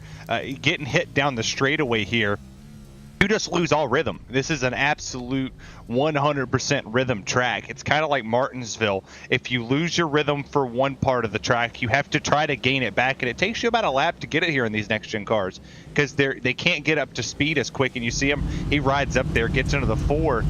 It's a tough break for Sam, but he's got a fast car. I think he's going to get there. We'll try this one again. Now the magic number, 38 laps to go in the Battle Beaver Dirt Race at Bristol. This time a much better start for 6, but then he gets into the outside wall. Here comes Andrew Freenach underneath the 66 car. Can't make it stick. 6 controls the race lead. Freenach 2, Casto 3, Cobbin Harris in the top 5, but Andrew Freenach will not go away. He's alongside for the race lead. Alongside and almost put 6 into the outside wall that time by Freenach, really kicking that back end out as he enters 1, trying to follow suit with what Brandon Six was doing, but just not going to find the space, so he just manages to wriggle his way in between 6 and Casto. Now he's going to go back down to the low side. Sean Casto will try to pick up 2nd, but he can't do anything, so Sean Casto will now start to lose some ground. Well, it's still Freenach going up against 6, but now it's Brandon Six to try to cover off the inside lane mid-corner. That's going to work perfectly for him, and it allows Casto to go on the offensive against Freenach. Yeah, Casto goes to the outside. He's slipping a lot more than the 88 is. You see the 52. He works down to the bottom. He's trying to get the bottom groove in. We saw 6 make the pass happen down there. 52 goes around. That should bring out the caution. And it does. Sean Casto, what a mistake after running inside of the top 5. He finished 2nd in his heat earlier tonight and had gotten himself in a very good position for 2nd and just overdrove it. That shallow entry has caught out so many drivers tonight. You see it here. He goes in, but he starts to wash up, and when he's sliding up the track in the blue group, there's no grip. And that car just loses it. Doesn't touch anything, but he's going to claim responsibility for the incident, Nolan, and that means he'll go from fighting for 2nd to the end of the line, and with not many laps to catch back up, Sean Casto going to be kicking himself because he was lined up for a real good finish tonight. With every caution that we get deeper into this race, I have to start to wonder, is it going to be green-white checker time by the end of this race? And if so, how many attempts are we going to use? I think that's something that's kind of playing on a few drivers' minds at this point of mind is, you know, where are you going to end up and where do you want to be if a green-white checker comes out? But I'm going to be completely honest here, Terry, with all of the carnage that we've seen so far tonight, if we get to green-white checker territory, I'm not terribly optimistic we're going to be finishing this race under green. I mean, I'm not a betting guy, but if I was, I would almost guarantee that there's going to be a green-white checkered in multiple attempts, if there is any here. You've got a lot of fast drivers. I mean, you've got 6 leading, Andrew running 2nd, Cody Harris, he's up there having a good one. Smits made his way to the top 5. Sam Nieto, he's back up to 7th. I mean, there's a lot of drivers that can make it through here. I mean, Kyle Trudell, who was sitting at one point in time looking like a monster truck on the inside, he's back up to 13th with an opportunity. If we continuously have cautions and stuff happens in front of him, he could work his way to a solid finish here tonight, if not win the thing, if chaos ensues in the front. I don't think the big one's off the table either. We could see something here on this restart that could just change the dynamic of this race completely.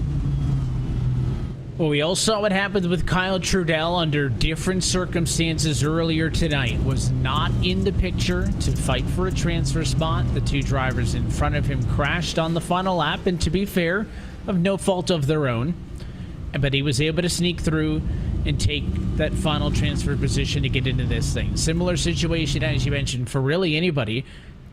in the top 5 and the top 10, right? I mean, David Cobb has had some of the best long run speed we've seen tonight. He's plus 13 to third.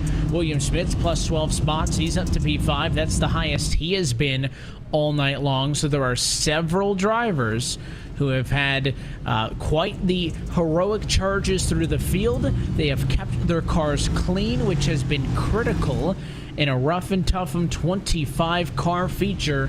And now we will find out if you can make it pay off, either A, on sheer speed, or B, based on positioning that you've raced yourself to through the opening 71 laps of this race. Pace truck going to be in.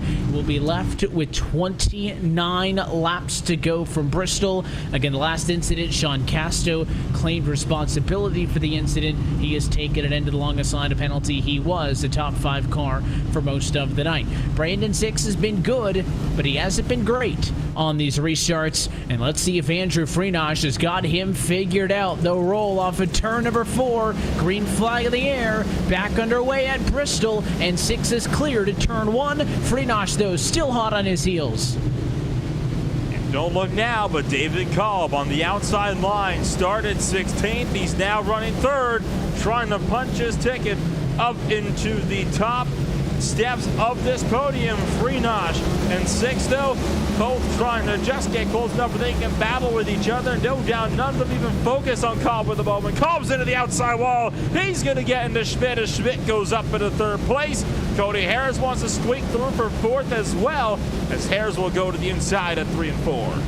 And you see what Cobb's trying to do. He's trying to regain his momentum, regain his composure. As he goes to the outside of Harris here, he'll get the run. He'll get the high lane. You got the 78 of Smith. Oh, DeBarro's in the wall. He's hard. It's just grabbed him. He can't get out of it. Now he finally does. Regains his composure.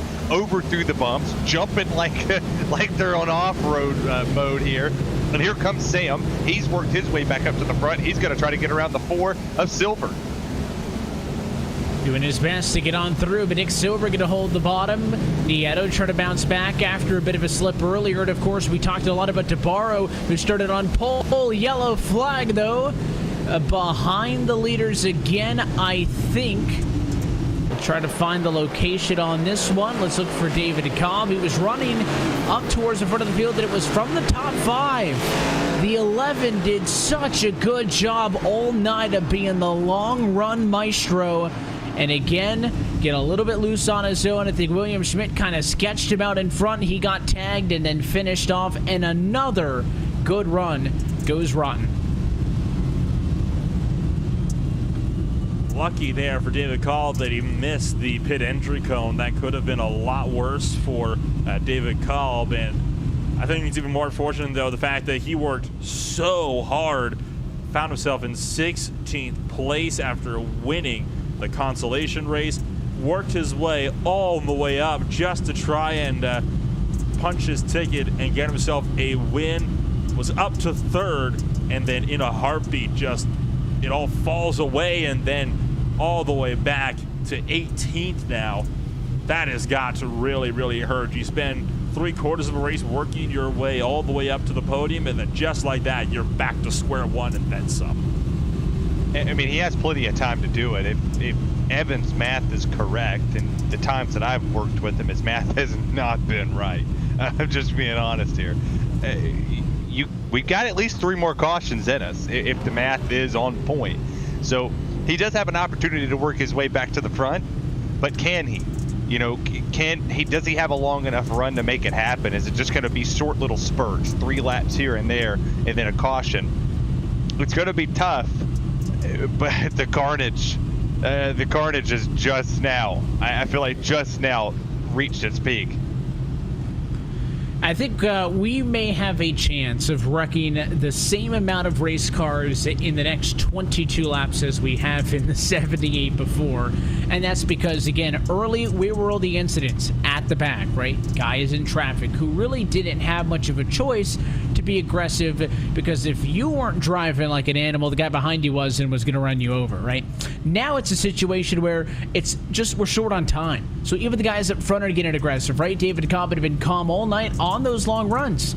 Did he make a little mistake? Yeah. Well, did he get caught off guard with William Schmidt in front of him? Sure, right? There's no 100% blame either way there, but I'm with you that I think it's only going to continue to get more chaotic, and that's why restarts are so important. Listen, Brandon Six hasn't blown a restart. I don't want to sound like I'm dogging on him, guys, but when Freenosh was the control car, he was 6 car lengths ahead every time to turn 1.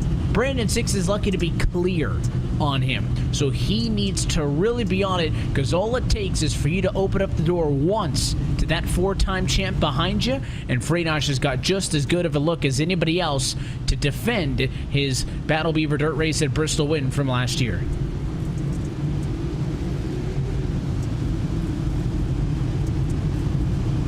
So coming around through turns 3 and 4, and it will be in the hands of Brandon Six to take us back to the green flag. And that iRacing pace truck gets set to pull down and into pit road. This could become one of the more intense battles for the race lead on the night, especially if Andrew Freenosh can anticipate Brandon Six launch and go for a potential race lead, trying to regain what once was lost.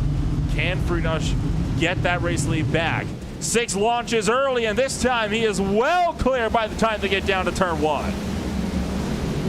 He is well off and away, and Freenosh now going to have to try to pick up the parts, but Six's lead's going to grow. They'll fan out 3-4 wide midfield. A couple of cars into the fence, but so far so good for the most part. Inside it out, 20 laps to go. Your top 3 will single file out. Now Schmidt clear for 4th, Nieto 5th, but again, the issues come from behind. Caution flag is out.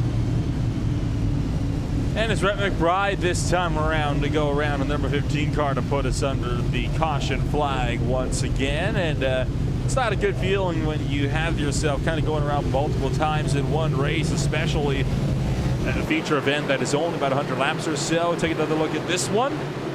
This time it's Rhett McBride to kind of put the blame to himself on this one. Ooh, and I think that was Bradley Burke, was that, Terry? That just about got into McBride. That was a lucky miss. That was a very lucky miss, but I want to go back to the restart there, because you're talking about that Six really hasn't stepped away, and you're absolutely right. And I'll kind of tell you why. You see what Freenosh does on the restarts here. He goes up, all the way down the back straightaway and through turns 3 and 4, and he comes off of him right in the center of the corner. He's kind of hanging on the door just a little bit. He's really kind of playing mind games. Hey, hit the gas. I dare you. The back end's going to step out. I'm right here. Just please hit the gas. And it's delaying him just a tad bit. And it's that little pause, that millisecond of a delay by Six is really allowing Freenosh to stay right there with him. And yeah, he was clear that time going into 1, but he wasn't clear by much. He was clear just by maybe 100th of a second, because the 88 of Freenosh, he's right there. In one little bobble, Six got the wall. He goes down to the corner, sits it down. It didn't plan all the way. At least it didn't look like, from my vantage point, that the car didn't want to plant. So through the center of the corner off exit, the 88 is just stellar. Has been so good, so many situations tonight.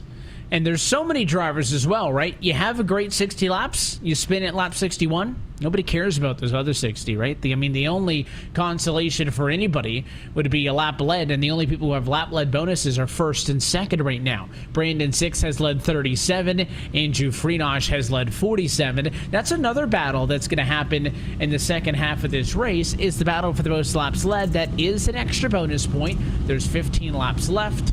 Brandon Six needs to lead 13 of those next 15 if Freenosh were to get the race win, possibly, for him to get the job done, or just lead 10 more than Freenosh does to the end of the race. So that's another important battle to watch. But again, for all we know, could be neither of those two in victory lane. Good starts, good pace, only get the kudos and props that they deserve when you close it out. And that is the key now, is you got to close it out. And I thought, based on the fact that Brandon Six was a little bit shaky on some of those earlier restarts, that it was only going to get worse, right? That Freenosh was going to pick things up. That last one, arguably the best jump we've seen out of Brandon Six tonight, Nolan. So if anything, he's learning, and it's actually swinging more in his favor, and he's going to choose the outside for the next restart. No surprise there. That outside lane, at the end of the day, it is where you want to be. And Looks like he's getting set to pick that outside lane, and in fact, he will. No surprises there, really. Frinosh just has to try to find a way to make that inside lane work. It's what Frinosh did, right? He would take the outside lane a couple of times, but he was also kind of favored the inside a little bit more. Thought he could defend against it just a tad more, but so far, he's having a little bit more work to try to get by Six than he did trying to defend against him. And Brandon Six, every caution that goes by is one more set of 5 to 6 laps that he's out there in the lead. I'm pretty sure he wouldn't complain for 1 or 2 more. Gonna find out right here, right now. Let's see how it shakes out. Lucky 13 laps to go under the lights here at Bristol Motor Speedway. Green flag back in the air. Another good jump for Six. Schmidt gets into the fence a little bit. It shakes up the 79 car. It'll give Frinosh control of second. Schmidt hangs on to third. Cody Harris fourth to borrow the top 5 to turn 3. Harris and Schmidt still side by side as you take a look at the onboard of Andrew Frinosh, and got a lot of cars still battling it out for these final spots inside the top 5, inside the top 10, and more even further on back. Nobody willing to let any of these battles lie. Going to be coming to 11 laps to go.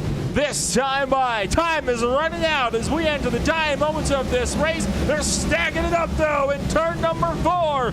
No caution, but a good number of cars will have black flags for coming down pit road.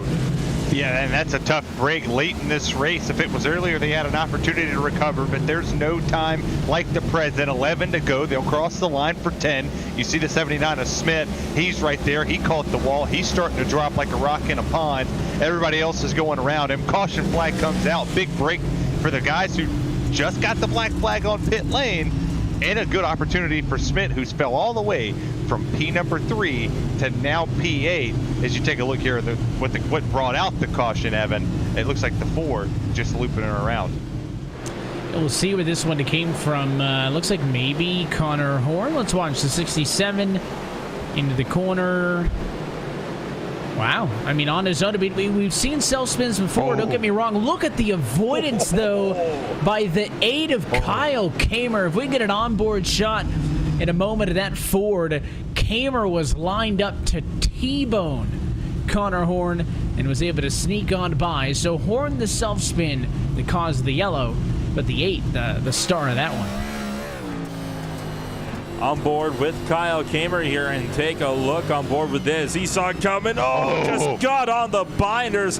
That was a great job as well, Terry, not to overcorrect that car into the outside wall, especially with, I imagine he would have been a bit flustered seeing as how he had just been collected in an incident the last prior and had to fly down pit road at 90 miles an hour. I don't know what color his fire suit is, but man, I bet it's as brown as this dirt is. Oh my goodness. That about made me poop too. That was scary. I couldn't imagine just sitting there. You imagine just banging down the road here on this dirt track, just back in, just bobbing up and down like a lowrider. Next thing you know, somebody's spinning in front of him. You're like, oh! And then you got to smack the gas, shut it, turn it.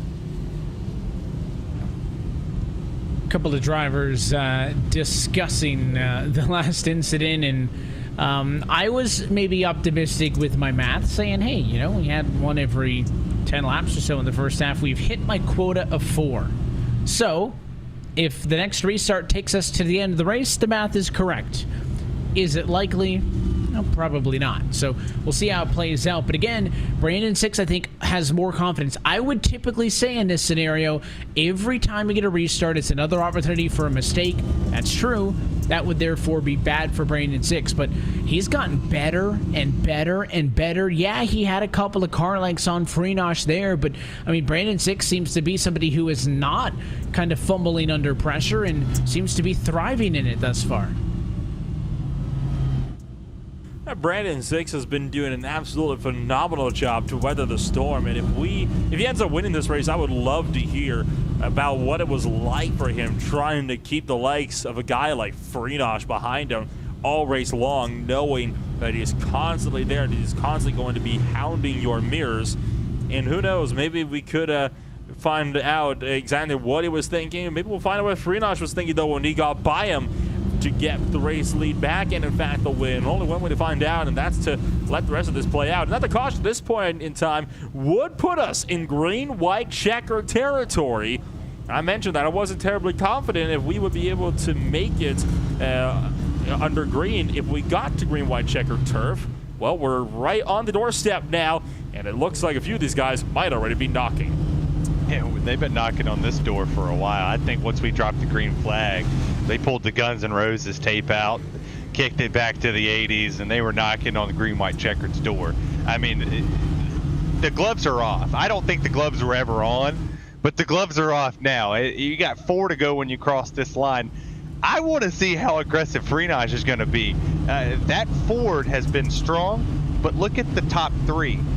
Chevy, Ford, Toyota, all 3 manufacturers spread perfectly to fight this win out.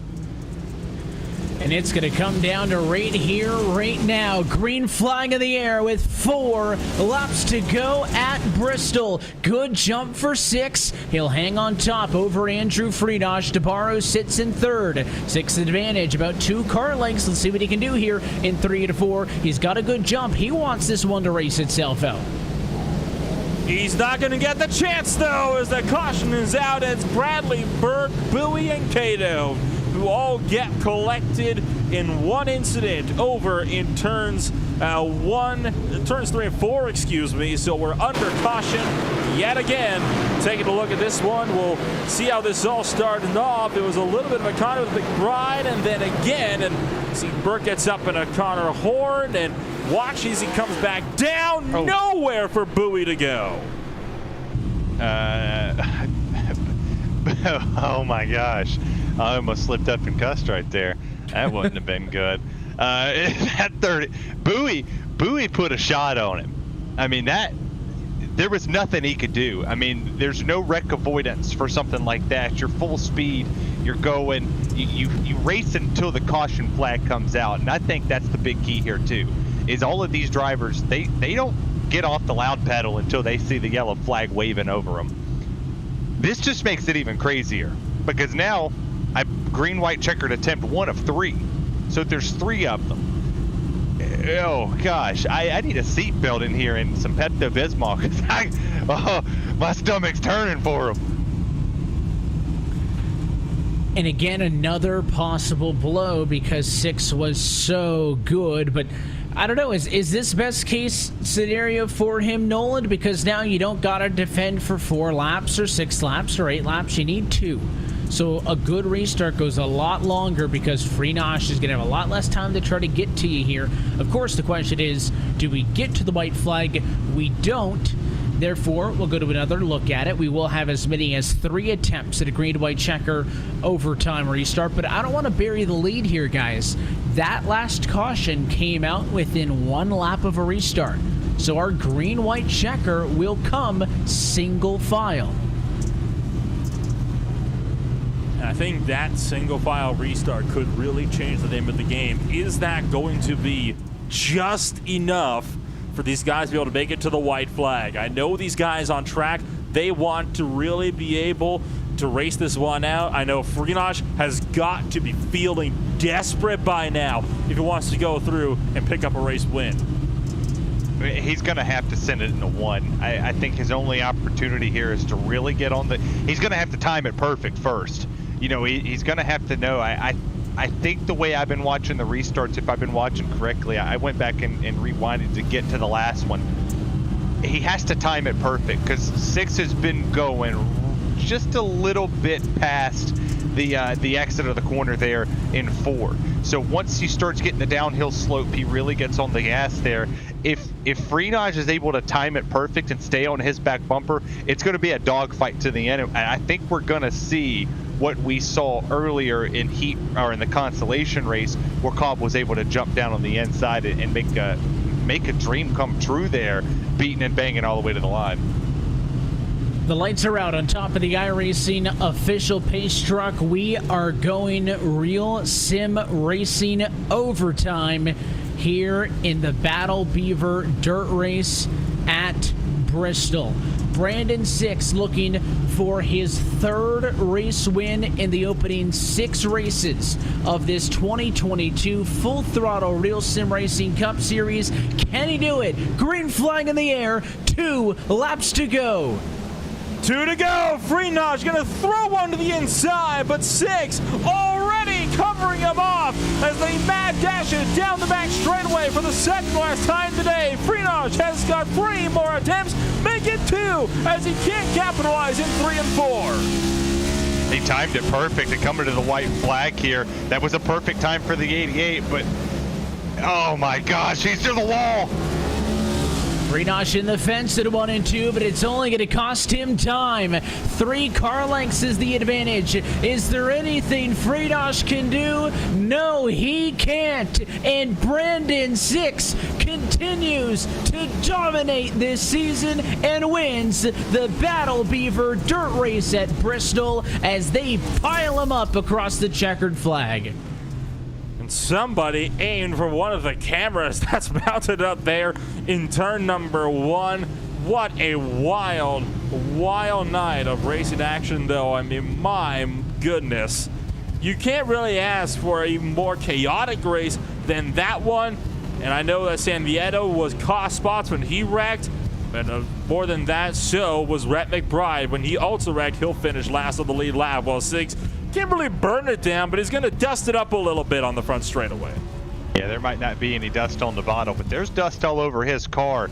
He drove a phenomenal race. The second half was all hits. I mean, Brandon Six just absolutely put a smoke show on dirt, and was look at this burnout right here all the way around the track. He is getting his money's worth, and I'll tell you what, as the fireworks go off above, he's getting his practice worth as well. I mentioned it that Brandon Six has been the hottest driver to start the season. Now a 3-time race winner in only 6 weeks this year.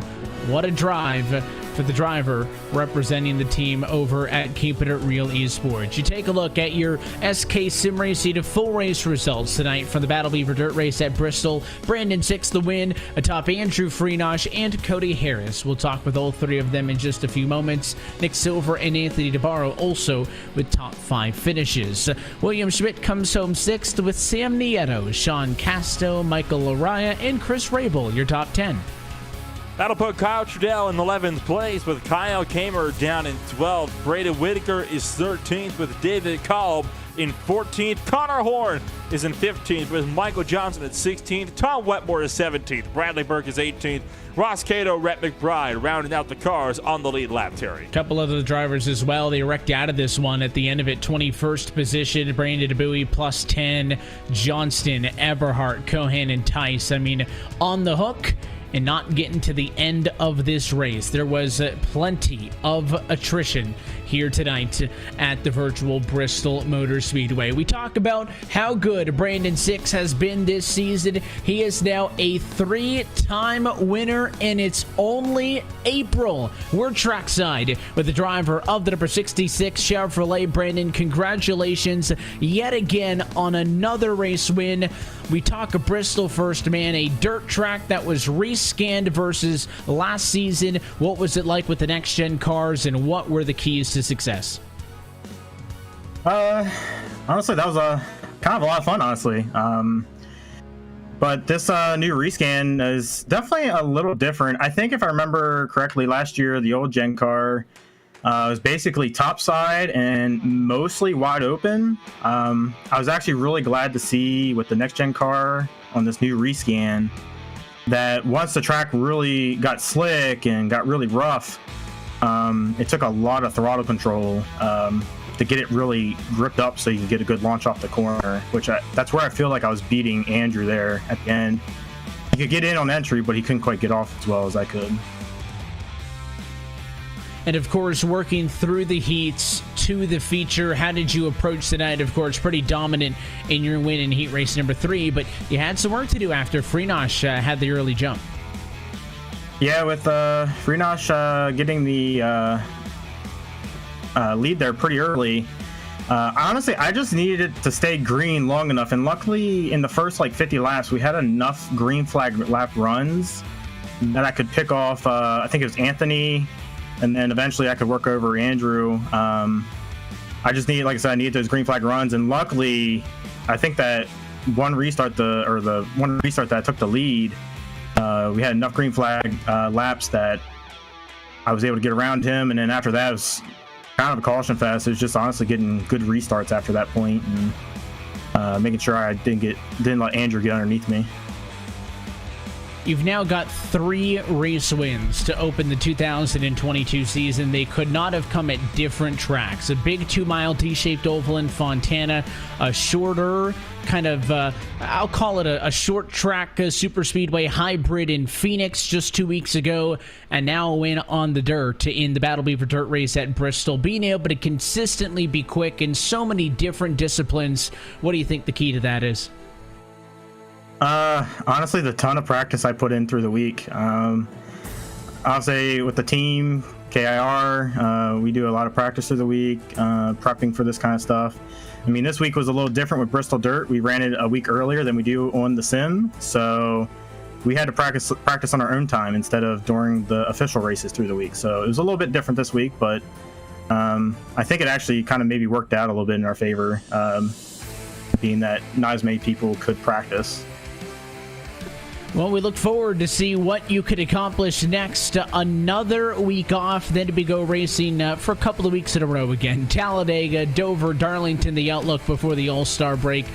Since you got the wins, and, 1 win, all right, you're probably in the playoffs, but 3, it's essentially a guarantee at this point. What are the objectives? Is it to continue to put in a ton of practice to get the best result every week, or do you start to focus on maybe challenging yourselves, learning some more things that will apply a little bit later on?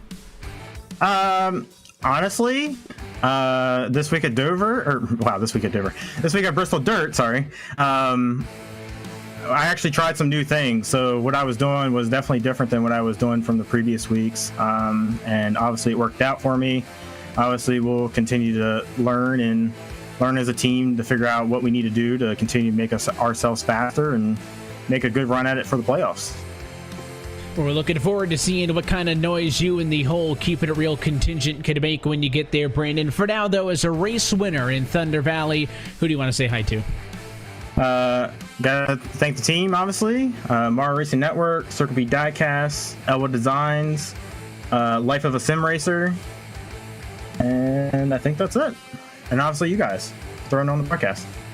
We'll tell you what, appreciate you being a part of RSR. Brandon, congratulations on the win, and we'll catch you again in 2 weeks. Yep, thank you guys. He's your race winner tonight in the Battle Beaver Dirt Race at Bristol. That is Brandon 6. He's got a 50% winning percentage in 2022, Nolan. The other driver in the battle to the end of this race was Andrew Freenage, your 2021 Bristol Dirt Race winner. Led 47 laps tonight, came up just a little bit short your trackside with him. Indeed I am, and Freenage, it was a solid start. You held the lead for a little while, but couldn't quite get Brandon 6 in the end. Do you reckon if the race had gone a little bit more green, you might have been able to pick him up? To be honest, Nolan, I don't know. This car has been a big struggle, and it did not drive like a dirt car at all. So it was just hard to get a read on it, especially with the cautions. And yeah, Brandon got by me. I got the apron a little bit, and he got a run. And I don't know how he was doing what he was doing, but he was flying. He almost stopped center and send it off. So I'd like to think I had a chance, but probably not. He was way too fast, honestly. Overall, what would you say it's like for you being able to be back here at Bristol Dirt, knowing how different it is from the last time we raced here 1 year ago? Yeah, you got to do a lot of practice, and you got to fill this car out. I was in Martinsville for it was Thursday through Saturday, so didn't get much practice at all. And it just drives so much different, and unless you have laps, you can't really do well in these races. So it felt like a lot more banking. I think I really did like the car a little bit more last year. You had to do a little more throttle control. This one really felt like you could be heavy on the throttle, really coming off the corner. You're still not full throttle, but you're definitely more in the gas. And I don't know, it's something I kind of struggled to figure out through that race. And in 2 weeks' time, we head to yet another wild card race. Talladega Super Speedway, obviously Daytona proved that side-by-side racing is back and here to stay. What's your take coming into the biggest, baddest track on the NASCAR calendar? Man, I haven't been practicing as much this year, so I've been having a lot more fun here on Monday nights. And I don't know, looking forward to having some fun. I don't like plate racing at all. I feel like you could literally flip a coin and figure out where you're going to finish. And it's kind of, especially in iRacing, it's just a potluck who's going to finish where. So I don't look forward to the races. I'm just going to go out there and try to have some fun and get a good finish. And hopefully we can, because this season has not been good. Great to get a top 2 tonight. But yeah, next week I'm not really looking too forward to, but we're just going to go in and have a good time. Well, fingers crossed we'll be seeing you hopefully in victory lane for the first time this year over in Talladega, in Alabama, 2 weeks from now. Thank you for joining us tonight here, Andrew. Best of luck in 2 weeks then. Thanks so much, guys. Do want to say big thanks to Battle Beaver for being on the car this year. Everybody go check it out. They make custom Xbox, PS4, PS5 controllers, GameCube controllers, stuff like that. Big thank you to Tom for sponsoring. Everybody go check it out. They make really good stuff. And big thanks to Paul for spotting. He's been doing it all year, and it's really different having a spotter. It's awesome to have, and I can't say thank you enough to him for doing all that. That was Andrew Friedosh joining us up here in second place after he took the second step on the podium tonight. And well, with that, we're going to move on to the third and final driver on the podium. Cody Harris went 12th to third, and the number 28 car is going to be standing by with Terry Radford. Yeah, got Cody Harris down here, the Ohio native in that number 28 Chevrolet. And Cody, you didn't get the lead. You finished P3, and how good of a battle did you have to put on it to even get to third here with all this carnage? Well, some of the carnage is what helped me out. Early on, there was that wreck in front of me, and then there was more contact in front of me. I just kind of worked my way and got lucky, a couple restarts in the right lane, and I didn't expect to do this well here. I was just going to be happy if I made the show. That's good expectations to make the show, but you put on a show. So you didn't just make it, you put one on for everybody at home. You had a lot of battles here with a ton of drivers. You were involved with a couple incidents. What was the race like? Like, how much did the track change, and how much did you really have to put an input in it to even get yourself up here to work this hard to third? I know there was one restart, and then everyone went to the top, but I had practiced the bottom because I didn't really feel comfortable on the top, because if you got too high, it would just spin. If you caught where the dirt built up on the wall, you might hit that wrong and just spin out. So I just kind of sent it in a couple of times and gained like 4 spots on one of the restarts, and then there wasn't much give and take out there, and I was pretty much tight on the bottom about every turn. So some people were I know a couple of the incidents, the one I was about as low as I could go, because if you go too low, it would almost high center itself and spin out and do something weird. So it seemed like some people had different approaches, and then when the 2 different approaches to the turn met, contact would happen. Cody, I don't know if you're looking for sponsors out there, but the car's blank. If you're pitching yourself with this finish right here on the dirt to a potential sponsor, what would your message be to them of why they should come represent you? I raced pretty clean. If you watched last week at Circuit of the Americas, I had a great battle with Danson. I could have taken him out, but didn't. And I'm pretty good at, it seems like I finished pretty well at about every style of track here. I've been running up front and put in a lot of time to make sure I run well in these races. Well, one last question, or 2 questions. One kind of less serious. If you had to pick any flavor of ice cream in the world, what would it be? There's a local place where I'm from that has key lime pie ice cream, and that's my absolute favorite. That's fair. And you got anybody you want to shout out tonight? Yeah, just my friends and family that are watching and supporting me. Yeah, it's just fun to put on a good show every week. Well, congratulations on P3, Mr. Harris, and can't wait to see you in 2 weeks at Dega. All right, thank you. All right, Evan, back to you. Well, big thanks to all of our top 3 drivers for giving us a little bit of time here post-race. Brandon Six, Andrew Frioche, and Cody Harris. And guys, with that comes and goes another Bristol Dirt Derby. a bash, whatever you want to call it. Either way, the Battle Beaver Dirt Race at Bristol has come and gone for a second straight year. There are tempers aplenty in the virtual garage, which I know Terry's going to keep folks coming back, but a lot of entertaining action as well in between some of the chaos, and a great fight to the end that sees Brandon 6 continuing to establish he's the guy to beat here this season in RSR. Oh, absolutely. And I mean, Brandon 6 has shown that he is here and here to stay when it comes to victory lane. You, of course, mentioned, Evan, about how it's 3 different wins at 3 very different racetracks. That, to me, proves it's not a fluke. This is outright skill. Brandon 6 is ready to take the fight to the big dogs. I think this could potentially be Freenosh's end to his reign.